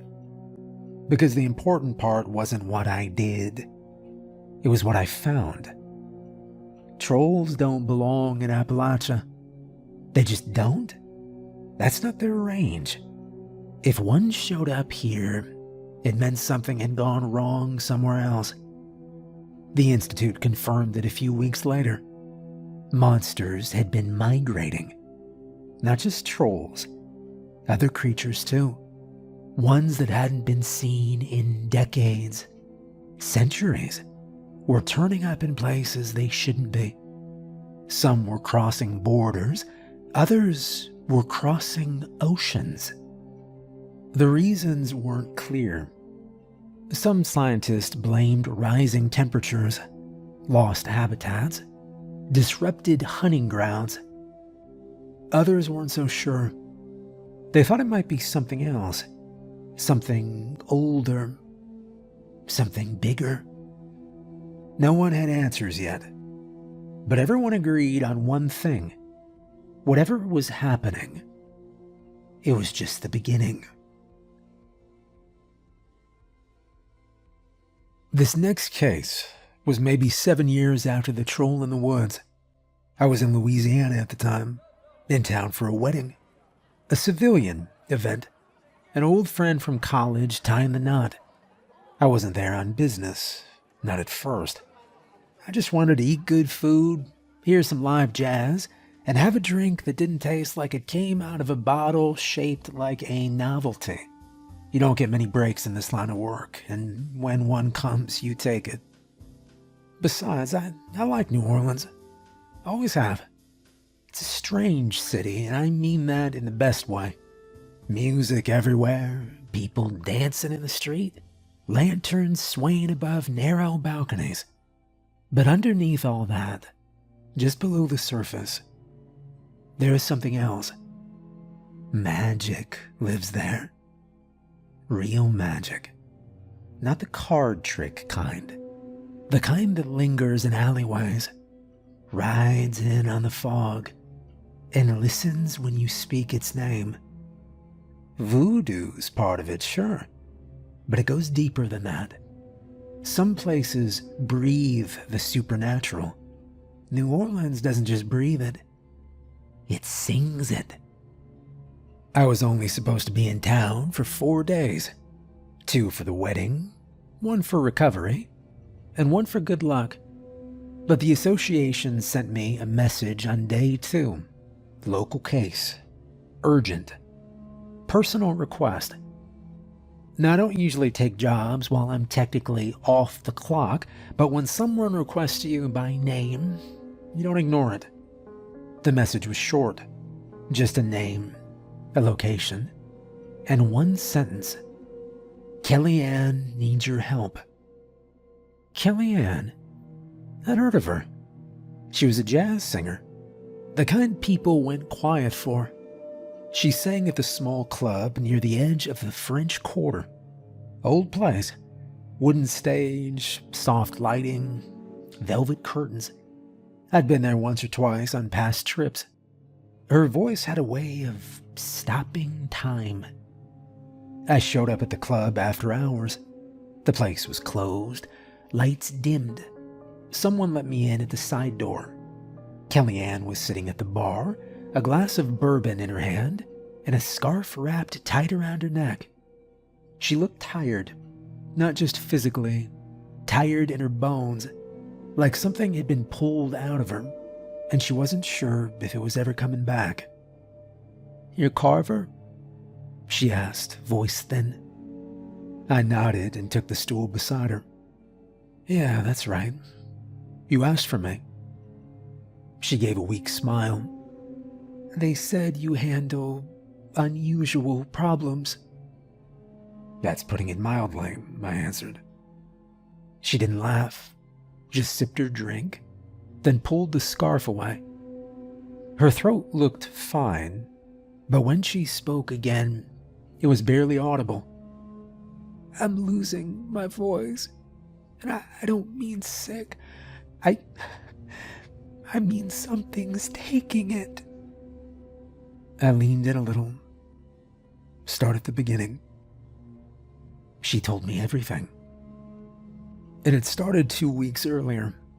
After a show, she was approached by a stranger, a man, handsome, soft-spoken, with a voice like smooth smoke. He said he was in music, wanted to help her break out bigger, said he could make things happen. She'd heard that line before, but there was something about him, something easy to trust. They talked for hours. Nothing physical, she said, just words. But afterward, things began to change. Her voice felt weaker. Some notes didn't come out at all. She went to doctors. Nothing wrong. No infection, no strain, just silence. "I think he did something to me. I think he took part of me, and I think he's coming back." That was all I needed to hear. Now, sirens don't always live in oceans. Not anymore. They've learned to blend in, to move among people. In the old days, they sat on rocks and sang sailors to their deaths. Now, they walk into clubs, whisper promises, and steal voices one conversation at a time. They're thieves, sirens. But they don't want your money. They want your essence, what makes you special. In Kellyanne's case, it was her voice. "You remember anything else? His name? What he looked like?" I asked. She hesitated, thinking hard. "Tall, dark suit, no tie. His eyes were strange, not in color, just the way he looked at me, like he already owned me." That tracked. I told her to stay at the club, keep the doors locked, and not to speak to anyone she didn't recognize. Then I headed back to my room and dug through my bag. I didn't have much. Like I said, this wasn't supposed to be a working trip. But I had a few basics. My travel kit, some old tokens, a charm or two. And I had the thing I needed most, a small tin vial of salt water, drawn from a place I can't name, and a silver-framed compact mirror I'd carried since my earliest missions. Sirens are weak to salt water. It reminds them of what they used to be, and silver reflects them not as they appear, but as they truly are. I came back to the club just before dawn. Kellyanne was alone, sitting on the stage. Her scarf was off, and she was trying to sing, but nothing came out. Just breath and effort. He arrived minutes later. He didn't knock, just walked in like he owned the place. The moment he stepped inside, the room went cold in a way that had nothing to do with temperature. Kellyanne froze. Her eyes went wide. I stepped between them. "Evening," I said. He looked me over, calm and smooth. "You're not her manager." "No, but I'm what you call a problem," I replied. The siren smiled. It was a charming smile, meant to disarm, but it didn't touch his eyes. "I only take what's freely given," he said. "She didn't know what you were," I replied. "Doesn't matter. A deal is a deal," he said. I raised the vial and tossed the salt water at his feet. He hissed, skin steaming where it splashed. Took a step back. That was enough time. I held up the silver mirror and spoke the verse, an old tune, one I'd learned decades ago, passed down by another hunter who got too close to a siren and lived to warn others. The siren stumbled. His image flickered. The illusion peeled away. What stood before me wasn't a man anymore. It was thin, long-limbed, with black eyes and fingers like eel bones. It tried to lunge. Too slow. I slammed the mirror into his chest, and he vanished in a crack of sound and scent, like salt and rotting lilies. It was done. I filed the report with the association 2 days later. They marked the siren as neutralized, then flagged the region for increased monitoring. Louisiana has always been a hotspot, but lately things have really been heating up. Creatures showing up more often, and not always where you'd expect them. They didn't reprimand me this time. Technically, I was assigned. But they did send a follow-up note asking how I managed to banish the siren without a full kit. I didn't reply. Some things don't translate well into files. Kellyanne made a full recovery. Within a week, she was back on stage. I stopped by the club before leaving town and caught her show.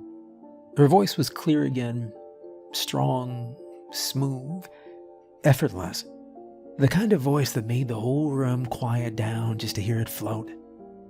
After the set, she found me at the bar. She didn't say anything at first, just looked at me, nodded once, then wrapped her arms around me in a hug. A real one, the kind that says more than words ever could. She kissed me on the cheek and said, "Thank you, Sam." I tipped my hat, said goodbye, and walked out into the night. Some jobs stick with you. That one did. The next case took me further south than I'd ever been before. Hot country, flat and wide and open. The kind of place where the sun feels closer to the ground than it ought to be. Dry dirt roads, endless fields. People planted corn and wheat here, worked the same land their fathers and grandfathers had worked before them. The simple life is all these folks have. They rise with the sun, eat early, fix what's broken, and rest only when everything's done. There's not a lot of noise or nonsense. No one's chasing fame or fortune. They live quiet, rooted lives. Weddings happen in backyards. Babies are born in the same houses their parents were raised in. You grow up with the land, grow old with it too.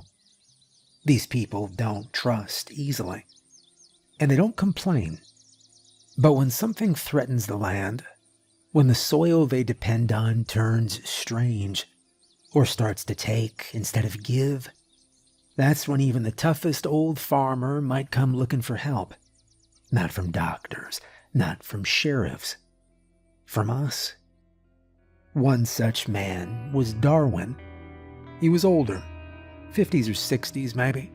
Long frame, skin like cracked wood. He wore a white shirt tucked into faded jeans, a belt with a silver buckle, and leather cowboy boots that had seen more decades than I had. I met him out by his barn late afternoon.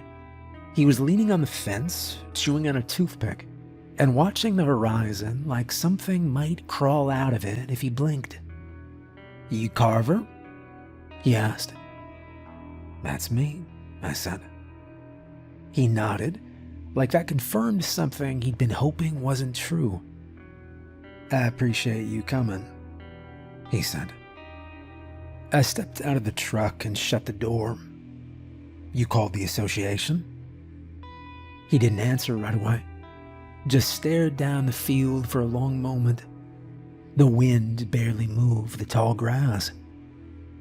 I didn't call, I wrote a letter, he said finally. A letter? Yeah, mail still works.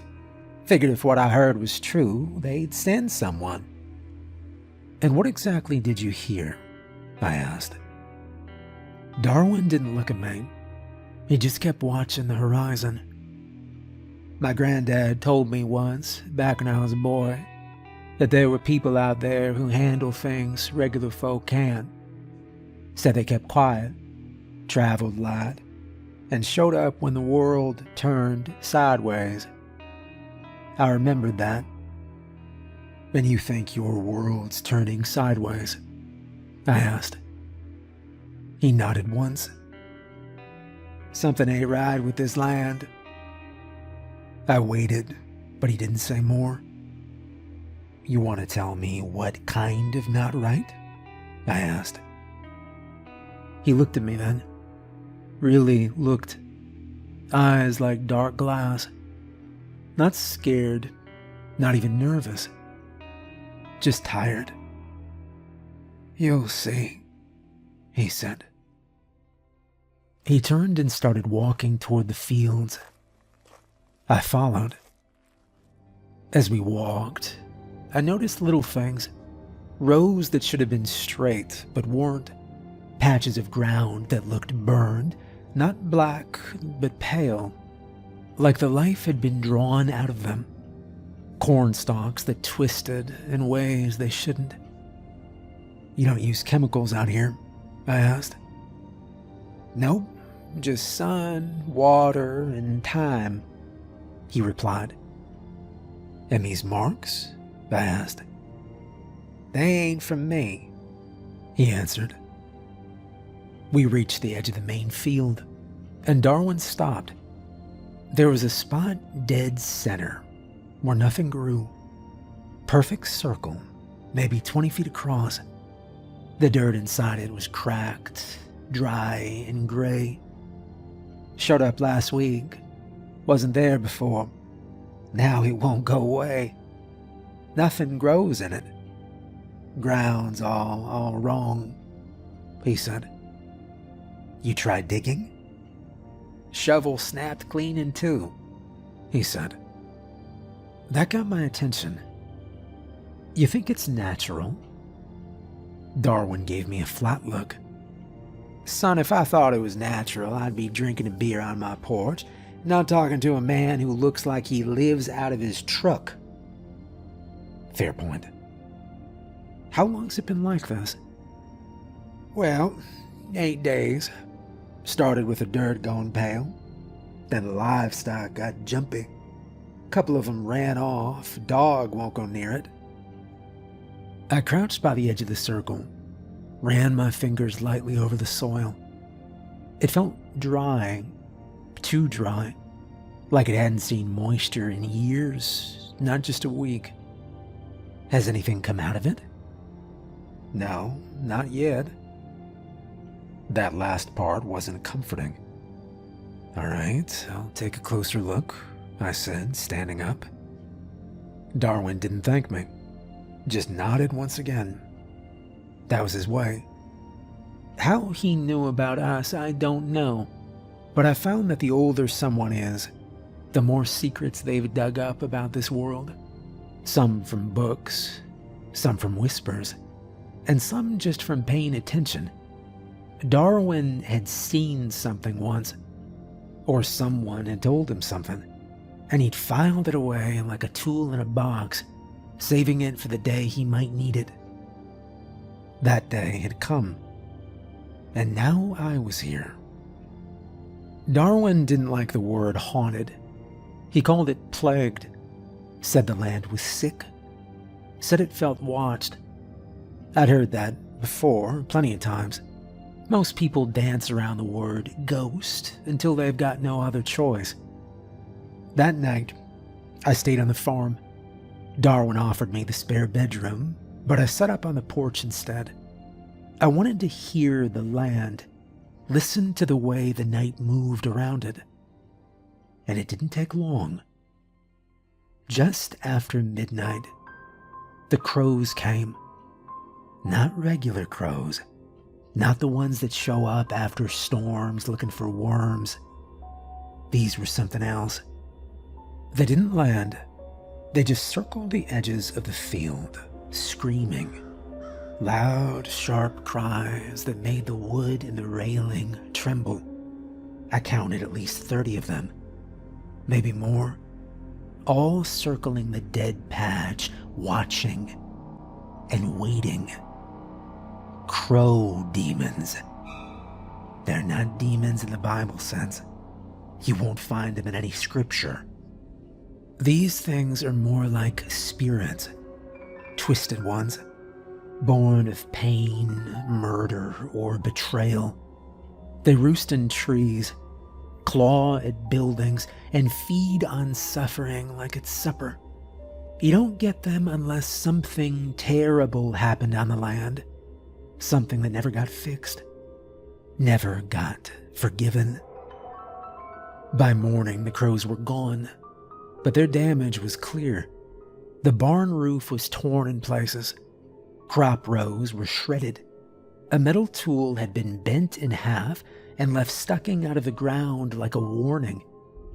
Darwin didn't say much when I told him what they were. He just nodded and spit in the dirt. I figured. The birds had been wrong since the frost. I asked if he knew anything about the land's history. Not his time, but before that. He looked away, then back. Well, this farm used to be something else. A plantation. Way, way back. I found old records once. Ledgers, names, dates. Burned most of it. Didn't feel right keeping it. I nodded. You didn't cause it, but the land remembers. And that was the root of it. Crow demons don't just show up. They're drawn to hurt that's been buried. This place had seen pain, and it had never been made right. So I set to work. I spent the next 3 days on the property. Didn't sleep much. Didn't leave the fields. I walked the perimeter with a compass, marking where the crows perched at night. I dug in certain places, soft patches where the dirt felt warmer than it should. In one spot, near an old oak tree, I found a rusted chain buried under 6 inches of soil. That night, I started the ritual. Cleansing land. It's not like cleansing a house. You can't just light some candles and say a few words. It takes real work. Tools, knowledge, and a whole lot of patience. I built a small fire near the center of the dead circle, added dried sage, some cedar chips, and the pieces I dug up. Bones, metal, bits of broken pottery, artifacts from a time that still echoed too loudly in the soil. Then I began the chant. It was an old tongue, one I'd learned from a healer in Georgia years ago. The kind of words that sound like wind through reeds, that don't fit easily in the mouth. They weren't mine, not really, but they'd been passed to me, and I used them the best I could. The first night, nothing happened. The second night, the crows came closer. They screamed louder. Some even touched down on the edge of the circle, but they didn't cross the line. They couldn't. Not with the fire burning and the chant still going. Darwin watched from the porch, shotgun on his lap. Not that it would have helped. On the third night, everything changed. Just before dawn, the crows dove. A full swarm, black wings blotting the sky. I thought they might overwhelm the circle, but the fire surged. The ground shook. The artifacts burned bright and hot, and the scream the crows made as they were forced back. It didn't sound like birds anymore. It sounded evil. They scattered all at once, rising high and vanishing into the sky like smoke pulled into a chimney. And then there was silence. Real silence. The kind that presses against your ears because you didn't realize how loud everything had been until it stopped. The land exhaled. I stayed up until sunrise. When the light touched the field, the dead circle was gone. In its place, green shoots had already started to rise. Darwin walked out slowly, boots crunching on dry grass. "That's it?" "That's it," I replied. He looked like he didn't believe me. Then he looked at the field, at the green, and something shifted in his face. His jaw loosened. His shoulders dropped. "Thank you," he said. I packed up my things later that afternoon. He offered me a meal, a place to stay, a fresh bottle of something strong. I turned him down. I sent my report to the association the next day. I included the usual details, what I found, what I did, how I handled it, but I added a personal note at the end. I told them the truth. The crow demons weren't like the ones I'd faced years ago. They were more aggressive, smarter. They moved with purpose, like they knew what I was doing before I even stepped on the field. And that wasn't normal. I said what I've been thinking for a while now, that the creatures we deal with are changing. Year by year, decade by decade, they're getting stronger, meaner. The patterns are shifting, and I don't think it's random anymore. The association didn't argue. They didn't offer a theory either. Their only response was short and direct: accelerate recruitment.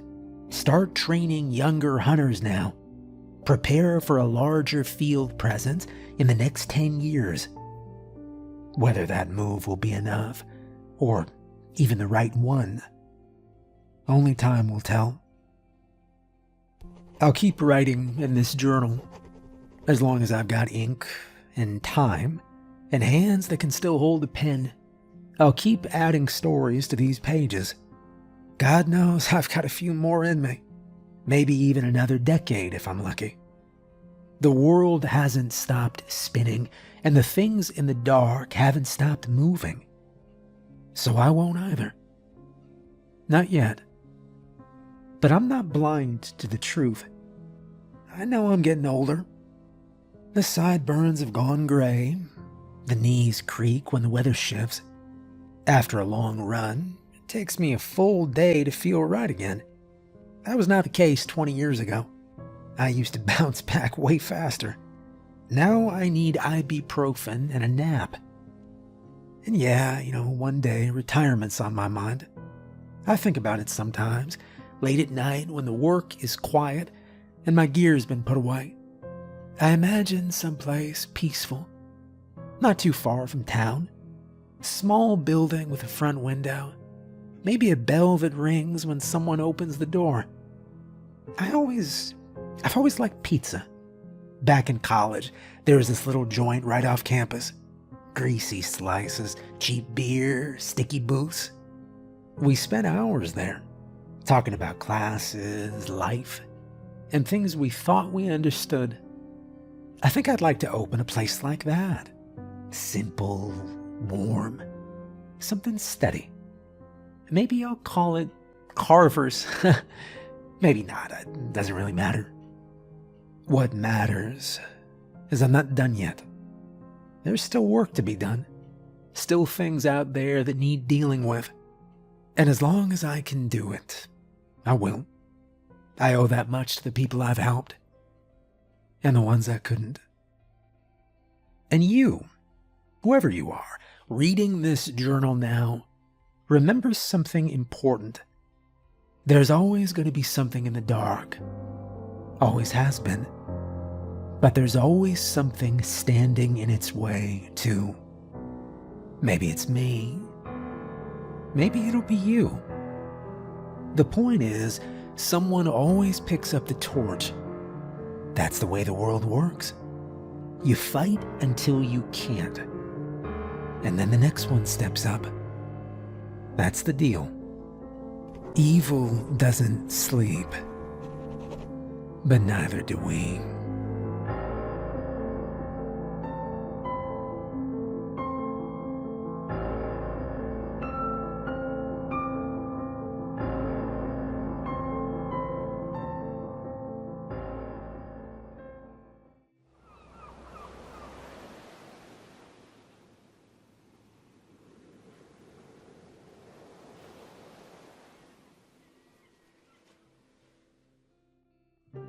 My name's Ethan. I'm 34 and I work in sewer maintenance for this small town. You wouldn't think 34 is all that old, because it's not. Not really. But here in Dry Creek, sure feels like it. The teenagers at the cinema, I mean like I don't belong, even though I've been going to Friday night movies since before most of them were born. I usually sit alone, second row from the back, seat 6. I don't eat popcorn anymore. Instead, I sip on a Coke and watch whatever's playing, usually horror or action. At work, they still call me Greenie. I started 5 years ago, which makes me newer than most, but not new. See, around here, once you're something, you stay that something. Folks remember. I've heard men older than me still get called kid at the diner. Well, I work the sewers now, maintenance mostly. It's not glamorous, but it's work. My folks grew corn. Their folks did too. Miles of stalks, gold as sunset, swaying in fields under big blue skies. But that was before the rain stopped coming regularly. You don't notice drought all at once. It creeps in. One dry season, then another. Then you blink, and the dust's thicker than your memories. Folks started selling. Some moved out. Others, like us, stuck around and tried to find other work. That's when the watermelon company showed up. Big trucks, bigger promises. They bought the land cheap, said they were building a factory. Good jobs, clean energy, economic rebirth. Words like that. People smiled through the papers. I was 13 when they broke ground on the hill above Lake Florence. Lake Florence used to be the place families would go for camping, fishing, swimming, firecrackers on the 4th. Now it's fenced off, and nobody talks much about what happened to the fish. The water looks different too, but folks don't like to mention that either. Just got runoff, they say. Anyway, the company poured money into a goodwill project after that. Said they'd build us a better sewer system. Keep the infrastructure strong, safe. Problem is, it was rushed. Cheap parts, quick labor. Stuff breaks a lot. Which is how I got a job in the first place. They were always hiring maintenance. It's funny, I never thought I'd be the first in my family to not work the land. There's still a rusted tractor in our barn back home. Broken belt hanging off it like a snakeskin. I leave it there, out of respect, I guess. My dad used to sit on that thing every morning like it was a church pew. My mom lives 2 towns over now, with her sister. She said the air's easier to breathe up there. I guess she means the people. And as for me, I stayed. Got this job. Bought a trailer just outside town, next to an old pecan grove that's more sticks than trees these days. I keep it clean, fix what breaks. Got a little dog named Marble. She's part terrier, part something scrappy and mean, but she is loyal. Sleeps next to my boots every night. Likes to bark at wind for some reason. I wake up at 6, drink coffee with powdered creamer, drive into town in my truck, a red 99 Ranger with a busted stereo and 2 mismatched mirrors. I park by the maintenance shed behind City Hall. I check the calls for the day. Most of them are routine, blockages from roots, broken valves, rats chewing the insulation off wires. You ever been down in a sewer? It's not what people think. It's not always disgusting, though it can be. Mostly it's quiet. Cold, even in summer. Sometimes I like it down there. It's the only place where nobody bothers you. No phones, no neighbors, no, looks. Now, the company gave us all these laminated maps when we started. Said the lines were designed to be modern, high efficiency, flood resistant, but things don't match up anymore. Some tunnels go farther than they should. Some dead ends aren't. I once found a room down there. Concrete walls, no doors, no pipes, just there. They pay decent, enough to keep gas in the truck and Marble fed. Enough to buy a movie ticket on Friday. The good, simple kind of life. Sometimes I sit on my trailer steps at night, drink a beer, and stare up at the hill where the watermelon factory hums. You can see the lights, even from here. Bright white, like hospital lights, and always on. The building's a big square thing with no windows. Trucks go in, trucks go out. That's about it. I've never been inside, though I've worked the main lines right beneath it. The smell, it changes there. Some of the other guys say weird things happen sometimes. Lights go out. Machines stalling. One guy, he swore he heard voices through the pipes. I didn't put much stock in that. Pipes make noise, they're pipes. You work down there long enough, your brain starts inventing company. Still, there's something about this town. Something that changed after the rain left. Or maybe it changed before, and we just didn't see it till we were dry and desperate. But I'm getting ahead of myself again. I'd like to ramble. This is a story about what happened to me, about the strangest job I ever pulled, and about a day I can't forget, even if I want to. Let me start at the beginning. The beginning of that day. I met Oscar about 3 months into the job. They called him my mentor, but it was more like being partnered with a cranky uncle. This man is something else. Oscar had a face like dry leather. It always smelled like cigarettes, motor oil, and sour candy. He wore this frayed old denim jacket, even in July, and he had this look in his eyes, like he'd seen a lot of things he wasn't quite done thinking about. He was a hard worker, though. Best I ever met. Knew every bolt, every turn in the system. He'd been doing maintenance work long before the watermelon company came around. He didn't like them much, though. Said those city men smiled too wide and talked too fast.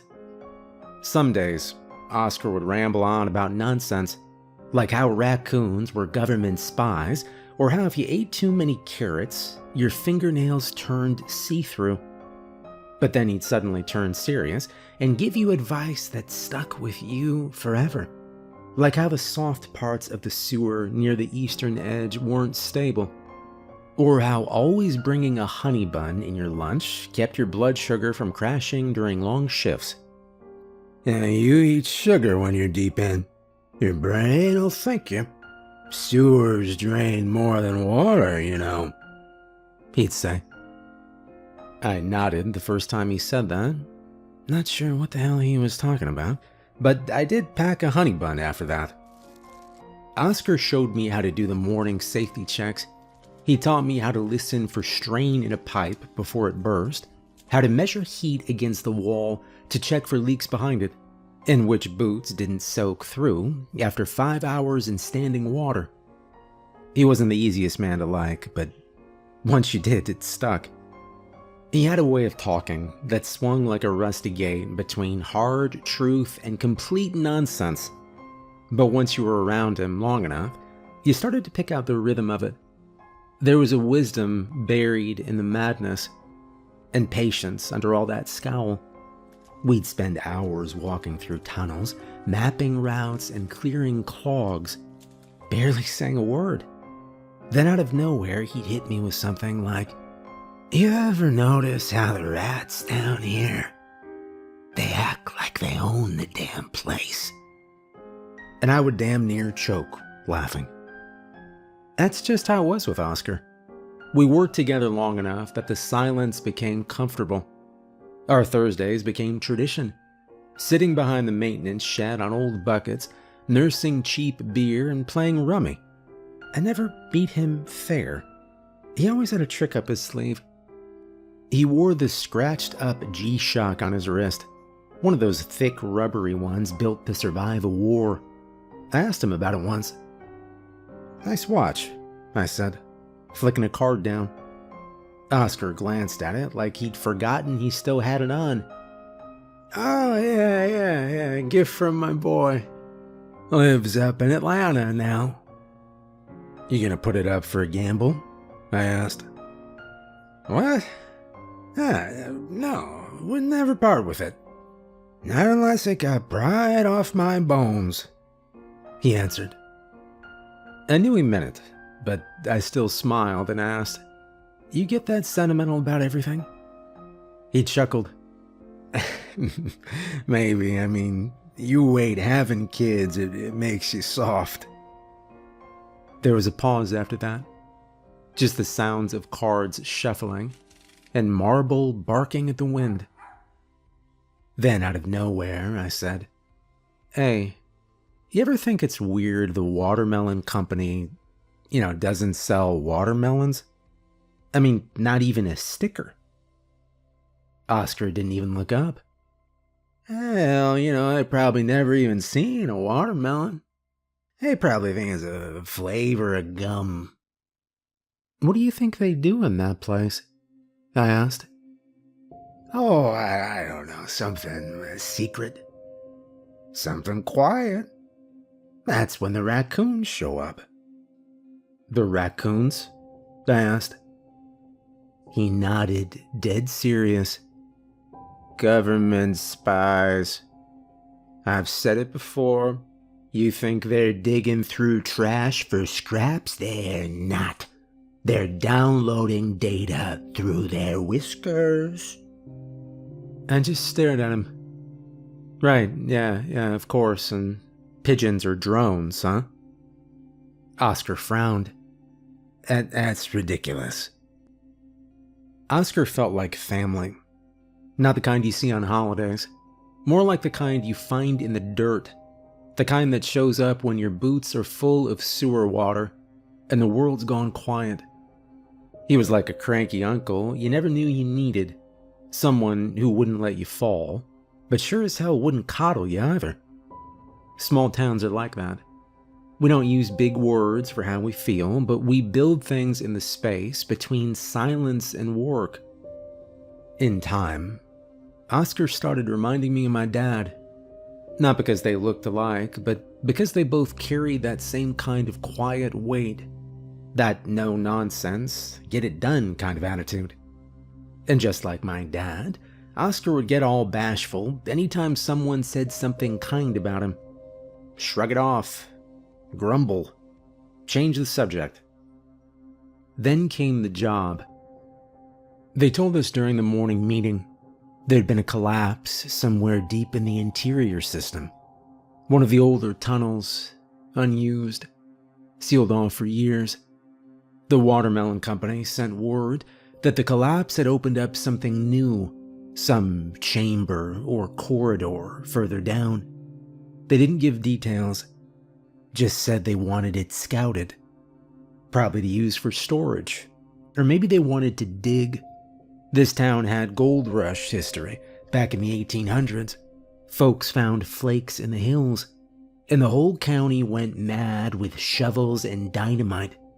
Most of it was gone now, mined out and forgotten, but old habits die slow. Some of the higher-ups at the company were always sniffing around for ways to turn a buck. Oscar and I were chosen for the job. Recon only. Go down, take notes, snap a few photos, and report what we saw. Standard stuff, just further out than usual. But that morning, I woke up feeling rough. I had the worst migraine of my life. I sat on the edge of my bed for an hour, marble whining at my feet. My head fogged over. I called it in, told him I couldn't make it. Oscar didn't say much when he heard, just grunted over the phone and said, "Hey, no, it's all right. Yeah, you stay at home. I'll do it solo." I offered to make it up to him, said I'd cover his next weekend shift. "Bring beer Thursday and we'll call it even, huh?" he replied. And that was the last conversation we ever had. Oscar didn't come back that day. At first, people made up excuses for him. Maybe he'd taken the long way around. Maybe he dropped his radio and was hiking back to the surface. You'd be surprised how much of that kind of wishful thinking happens when folks don't want to believe something's gone very wrong. But by sundown, it started sinking in. They sent a team down into the shaft, 2 guys from a different crew, and one of the Watermelon Company safety officers. They had flashlights, ropes, maps. They went down and stayed a few hours, then came back up looking pale and quiet. Didn't say much, only that they didn't find anything. No tools, no footprints, no Oscar. After that, the panic started, but not the kind that comes from losing a friend. The company's higher-ups weren't worried about Oscar, the man. They were worried about headlines. Maintenance worker lost in tunnel collapse wasn't a good look, especially not for a corporation trying to paint itself as clean and modern. You could feel it in their voices, in the way they kept saying incident instead of disappearance. Small-town people hate attention. We like our problems local. But the story still spread. You couldn't keep something like that quiet in a place like Dry Creek. People whispered about it in the pews at church and passed notes during bingo night. Some said Oscar had found something down there, something he wasn't supposed to. Others just shook their heads and said it was a tragedy, plain and simple. But no one believed the company's version of things. Not really. They ruled it an accident, said the ground had shifted, that Oscar must have fallen and gotten trapped. No body was recovered. The funeral came quick, bare bones, quiet. They laid out one of his old uniforms at the front of the chapel and framed a photo from back in his younger days. That's when I met his son, the one staying in Atlanta with a big tech job. Showed up in a gray suit, tied too tight, hands fidgeting in his pockets. He looked around like he didn't quite remember the place. We stood outside afterward, each holding a black coffee from the church kitchen. It tasted burnt. He ever talk about me?" the son asked, eyes on the gravel. "Every day," I replied. He smiled. The kind of smile you wear when you don't want to cry in public. We didn't talk much more after that. He shook my hand, thanked me, then got into his rental and drove away down the dirt road. The next morning I couldn't sleep. I kept thinking about the shaft. about how something didn't feel right about the whole thing. Oscar was careful, smarter than people gave him credit for. He wouldn't just disappear like that. And if he did, if something did happen down there, then something was being kept from the rest of us. By noon, I was driving out to the site. The shaft had a line of faded caution tape across it, strung between two traffic cones. That was the company's idea of security. No one watching, no cameras, just a few warning signs and the assumption nobody would poke around. I stood at the edge, boots scraping the dirt. The shaft yawned beneath me, deep and dark and silent. I squinted down, not really expecting to see anything. But something caught my eye, just a shape, tucked into the debris on the lower slope. I climbed down before I could talk myself out of it. My foot slipped once on a loose rock, and I caught myself hard on the wall. The smell hit me next. Damp, sour, like something had been left too long in the sun. I kept going. Halfway down, I saw it. A hand. It was sticking out from under a chunk of broken concrete and torn metal. Gray skin, dirt-packed fingernails. But it wasn't just the hand. It was the thing on the wrist. A G-Shock watch, scratched and worn. Same one I had seen 100 times. For a second, I thought my mind was playing tricks on me. But it was real. The second hand still ticked, slow and steady, like it didn't care the man wearing it hadn't moved in weeks. I reached down and pried it loose. The fingers crunched a little when I shifted the wrist. I didn't look at the face. Couldn't. I just took the watch and shoved it into my jacket pocket. Then I scrambled back up the shaft, kicking roots and choking on dust. I sat in the truck afterward, staring at the dashboard. When I got home, I laid the watch on the kitchen table and just stared at it.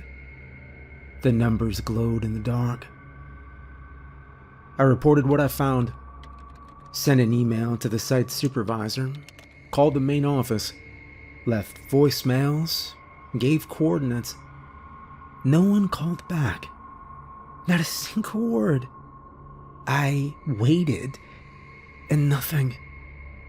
And that's when I knew, if I wanted answers, I wasn't going to get them from some corporate rep in a button-down shirt. So I packed my flashlight, tools, backup batteries, laced up a pair of boots Oscar had given me, ones that didn't soak through. I tucked the G-Shock into my shirt pocket. I went down the next morning before the sun had fully risen. I geared up like I would for any other recon job. Flashlight, backup batteries, tool belt, gloves, a honey bun in my jacket pocket, just like Oscar told me, and his old G-Shock ticking steady from my wrist. The shaft was quiet when I got there. No sounds but my own boots scraping against the concrete. I climbed down softly, flashlight leading the way. The old tunnels were damp, as expected, but something felt off. It wasn't just the smell of the stale air, it was something else. No rats. Now, let me say this clear. Rats and sewers go together. That's a fact. Like how sunflowers are yellow, or how everybody hates fruitcakes on Christmas. Rats live down here. You see them, hear them, smell them. They scurry, scratch, knock over bottles. I'd spent years doing this job and never had a shift where I didn't come across at least one. But this time, nothing. Not even a squeak. Just empty pipes and puddles. I kept walking, flashlight beam jittering as my boots echoed with every step. My breath was loud in my own ears, and my hands gripped the light tighter the deeper I went. Half an hour passed, then a full hour, and that's when I found them. Bones. Not piles, just scattered, like breadcrumbs dropped by something that didn't care to clean up. They were fresh, too, still white. No rot, no signs of chewing or gnawing. I crouched down beside one and held my light to it. A rat's skull, clean and sharp-edged. Next was a skunk, its stripes still visible on the thin layer of stretched skin that hadn't fallen away yet. Then a raccoon, its tiny hands curled like it died reaching for something. I stood slowly and backed away. I wasn't a nature expert, but I'd seen enough roadkill and dead livestock to know how things were supposed to break down. These weren't decomposing right. And no gator did this. Gators don't leave bones like that. They bite, roll, swallow whole. They don't strip a creature clean like it's been picked apart with fingers. Plus, there wasn't enough water down here. Not deep enough, not wide enough. The ground was smooth, still. I kept going, deeper towards the coordinates where Oscar was last sent. The path dipped lower than I expected, like the whole tunnel was sloping towards something below. Eventually, the old brick and metal ended. I stepped through a gap in the wall, crouching slightly to fit. My boots met different ground. It wasn't concrete anymore. It was stone. Carved, smooth stone. It looked like a cave. The walls curved and coiled like something had dug it out with huge claws, or with machines built for scraping and boring. Every inch of the place was polished. No jagged bits. No broken rock. Just long, sweeping tunnels stretching in directions I couldn't guess. Like badger moles, I thought. Like something that didn't want to be seen from the surface had been digging for a long time. My flashlight caught strange grooves in the walls, lines that moved like veins, or like something had slid across them 1,000 times and worn the stone down. The smell changed too. What was supposed to be the smell of sewage turned into something that smelled like burnt iron. And then I heard it. A dragging sound. A slow, wet pull, like something large was sliding across the stone just out of sight. I turned off my light, stepped behind a wide rock that jutted out from the wall, and crouched low. Then I saw it. It slithered into view from the far end of the tunnel, pulling itself forward on long, thick arms. It looked like a human fetus. Huge. Wrong. Its head was large and smooth, like a balloon stretched too tight. But it had a face. Eyes, though they didn't blink. A nose that didn't twitch. A mouth that... The mouth stretched open wide, like it could swallow a full-grown man. The jaw unhinged like rubber, skin pulling back to show a dark, endless maw. It mumbled as it moved, words I could barely hear. But one word came through over and over. Hungry. I crouched behind the rock and kept my flashlight off. The creature was just around the bend, maybe 10 feet away, maybe less. I could hear it dragging itself forward, slow and steady. Every few seconds, it would stop and mumble the same word. Hungry. I stayed where I was. My knees were pressed into the stone. My back hurt from holding still so long, but I did not move. I didn't even shift my weight. I thought about running. Really thought about it. If I left now, quickly and quietly, I could get out. I knew the tunnel layout. I had the map in my head. I could find my way back to the surface. Maybe no one would ever know I came this far. I could tell the company the collapse blocked something off. Blame it on gas. Say I smelled something weird and turned around. It would be easy. Safe.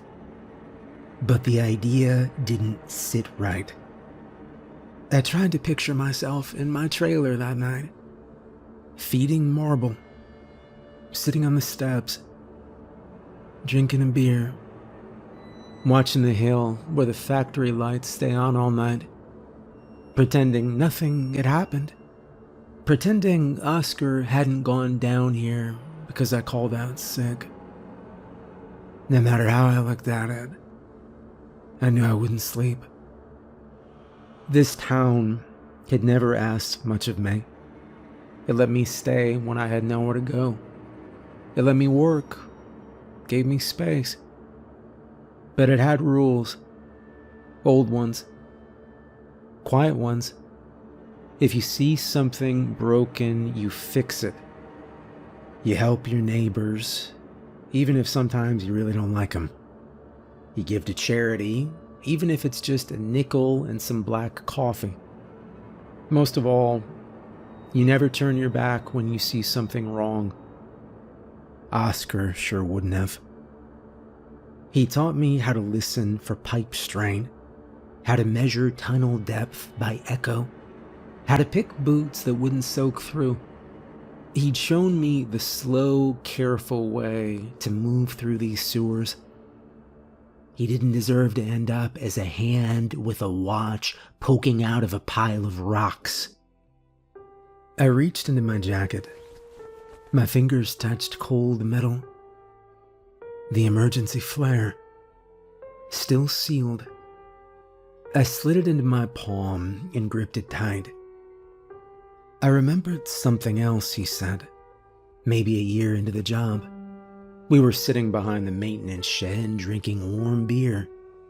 He pointed at the sky and said, there's gas pockets in the old tunnels, low areas. I'll never tell you where, but you'll smell them. You smell something sharp, don't light a cigarette. And if something ever goes wrong, well, just remember they built this place to burn if it had to. I'd smelled gas 20 minutes ago. Sharp and dry. Came out of a cracked pipe by a collapsed section. Old metal. Unsealed, no airflow. It was still there. I shifted my weight slowly and stood up behind the rock. My flashlight was still clipped to my belt. The thing was farther down the tunnel now, still muttering, still dragging itself forward like it didn't have bones. It didn't see me. I moved. I walked fast but quiet, keeping my steps even.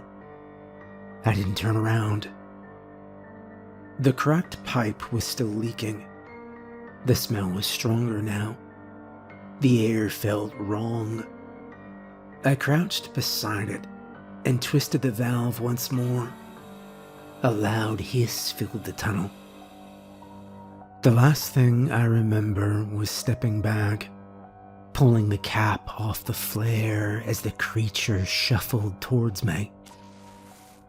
and then everything went black. They found me face down in a drainage pool a few miles north of town. Someone from one of the pump stations saw something bobbing near the grate and called it in. First, they thought I was dead. My shirt was half burned, and my face was caked in ash. One of the paramedics told me later my eyes were open, just staring. I don't remember that part. I remember fire, then rock, then black. I woke up 3 days later in a hospital bed, ribs taped tight, skin scrubbed raw. Marble was curled at my feet, and for a while, that was all that mattered. A week passed before the watermelon company came knocking. They sent 3 suits, not local guys. One had a clipboard, the other 2 just sat and watched. They asked me questions, what I saw, what I was doing down there, why I went past the marked zone, how the explosion started. I listened, drank the bad hospital coffee they brought, and said, I don't remember. They asked again, this time quieter, one at a time. They offered hazard pay, then bonus pay, then legal immunity if I'd just walk them through my shift that day. I shrugged, told them I'd been sick, said I must have slipped and hit my head. They didn't buy it, but they couldn't prove anything either. They didn't fire me. Maybe they thought I was a hero. Maybe they wanted to keep me close. Or maybe, just maybe, they already knew what was down there. Oscar used to joke about that.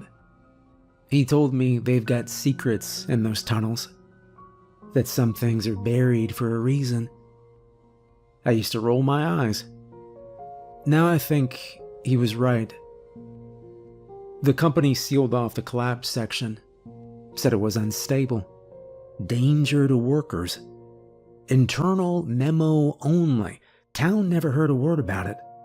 They replaced the access door with a steel plate and a fresh padlock.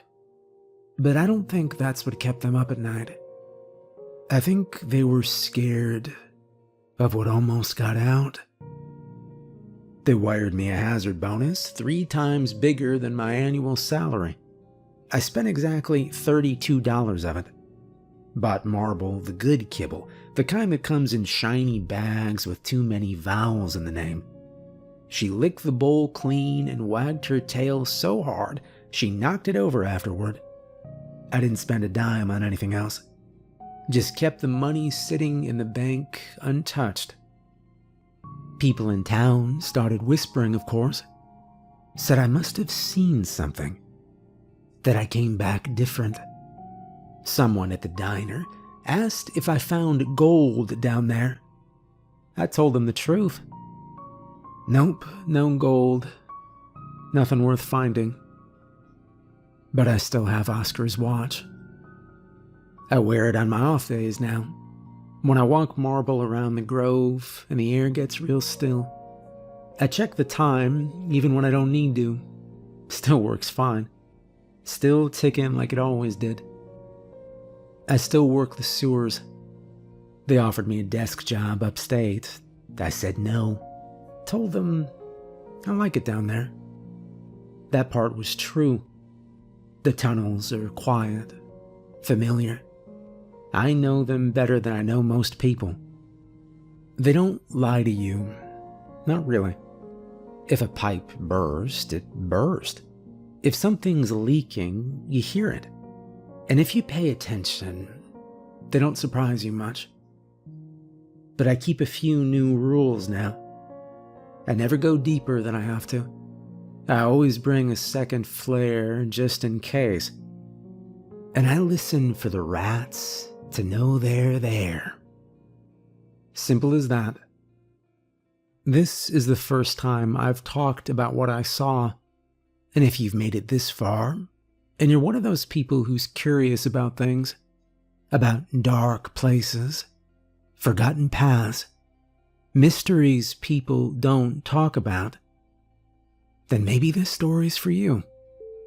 Maybe you're the kind of person who walks past a locked door and wonders what's behind it. Maybe you've looked down a manhole cover and thought about climbing in. Don't. But if you ever do, if something drags you into a place that's older than maps and stranger than dirt, bring a lighter and a honey bun just in case. You're gonna need 'em.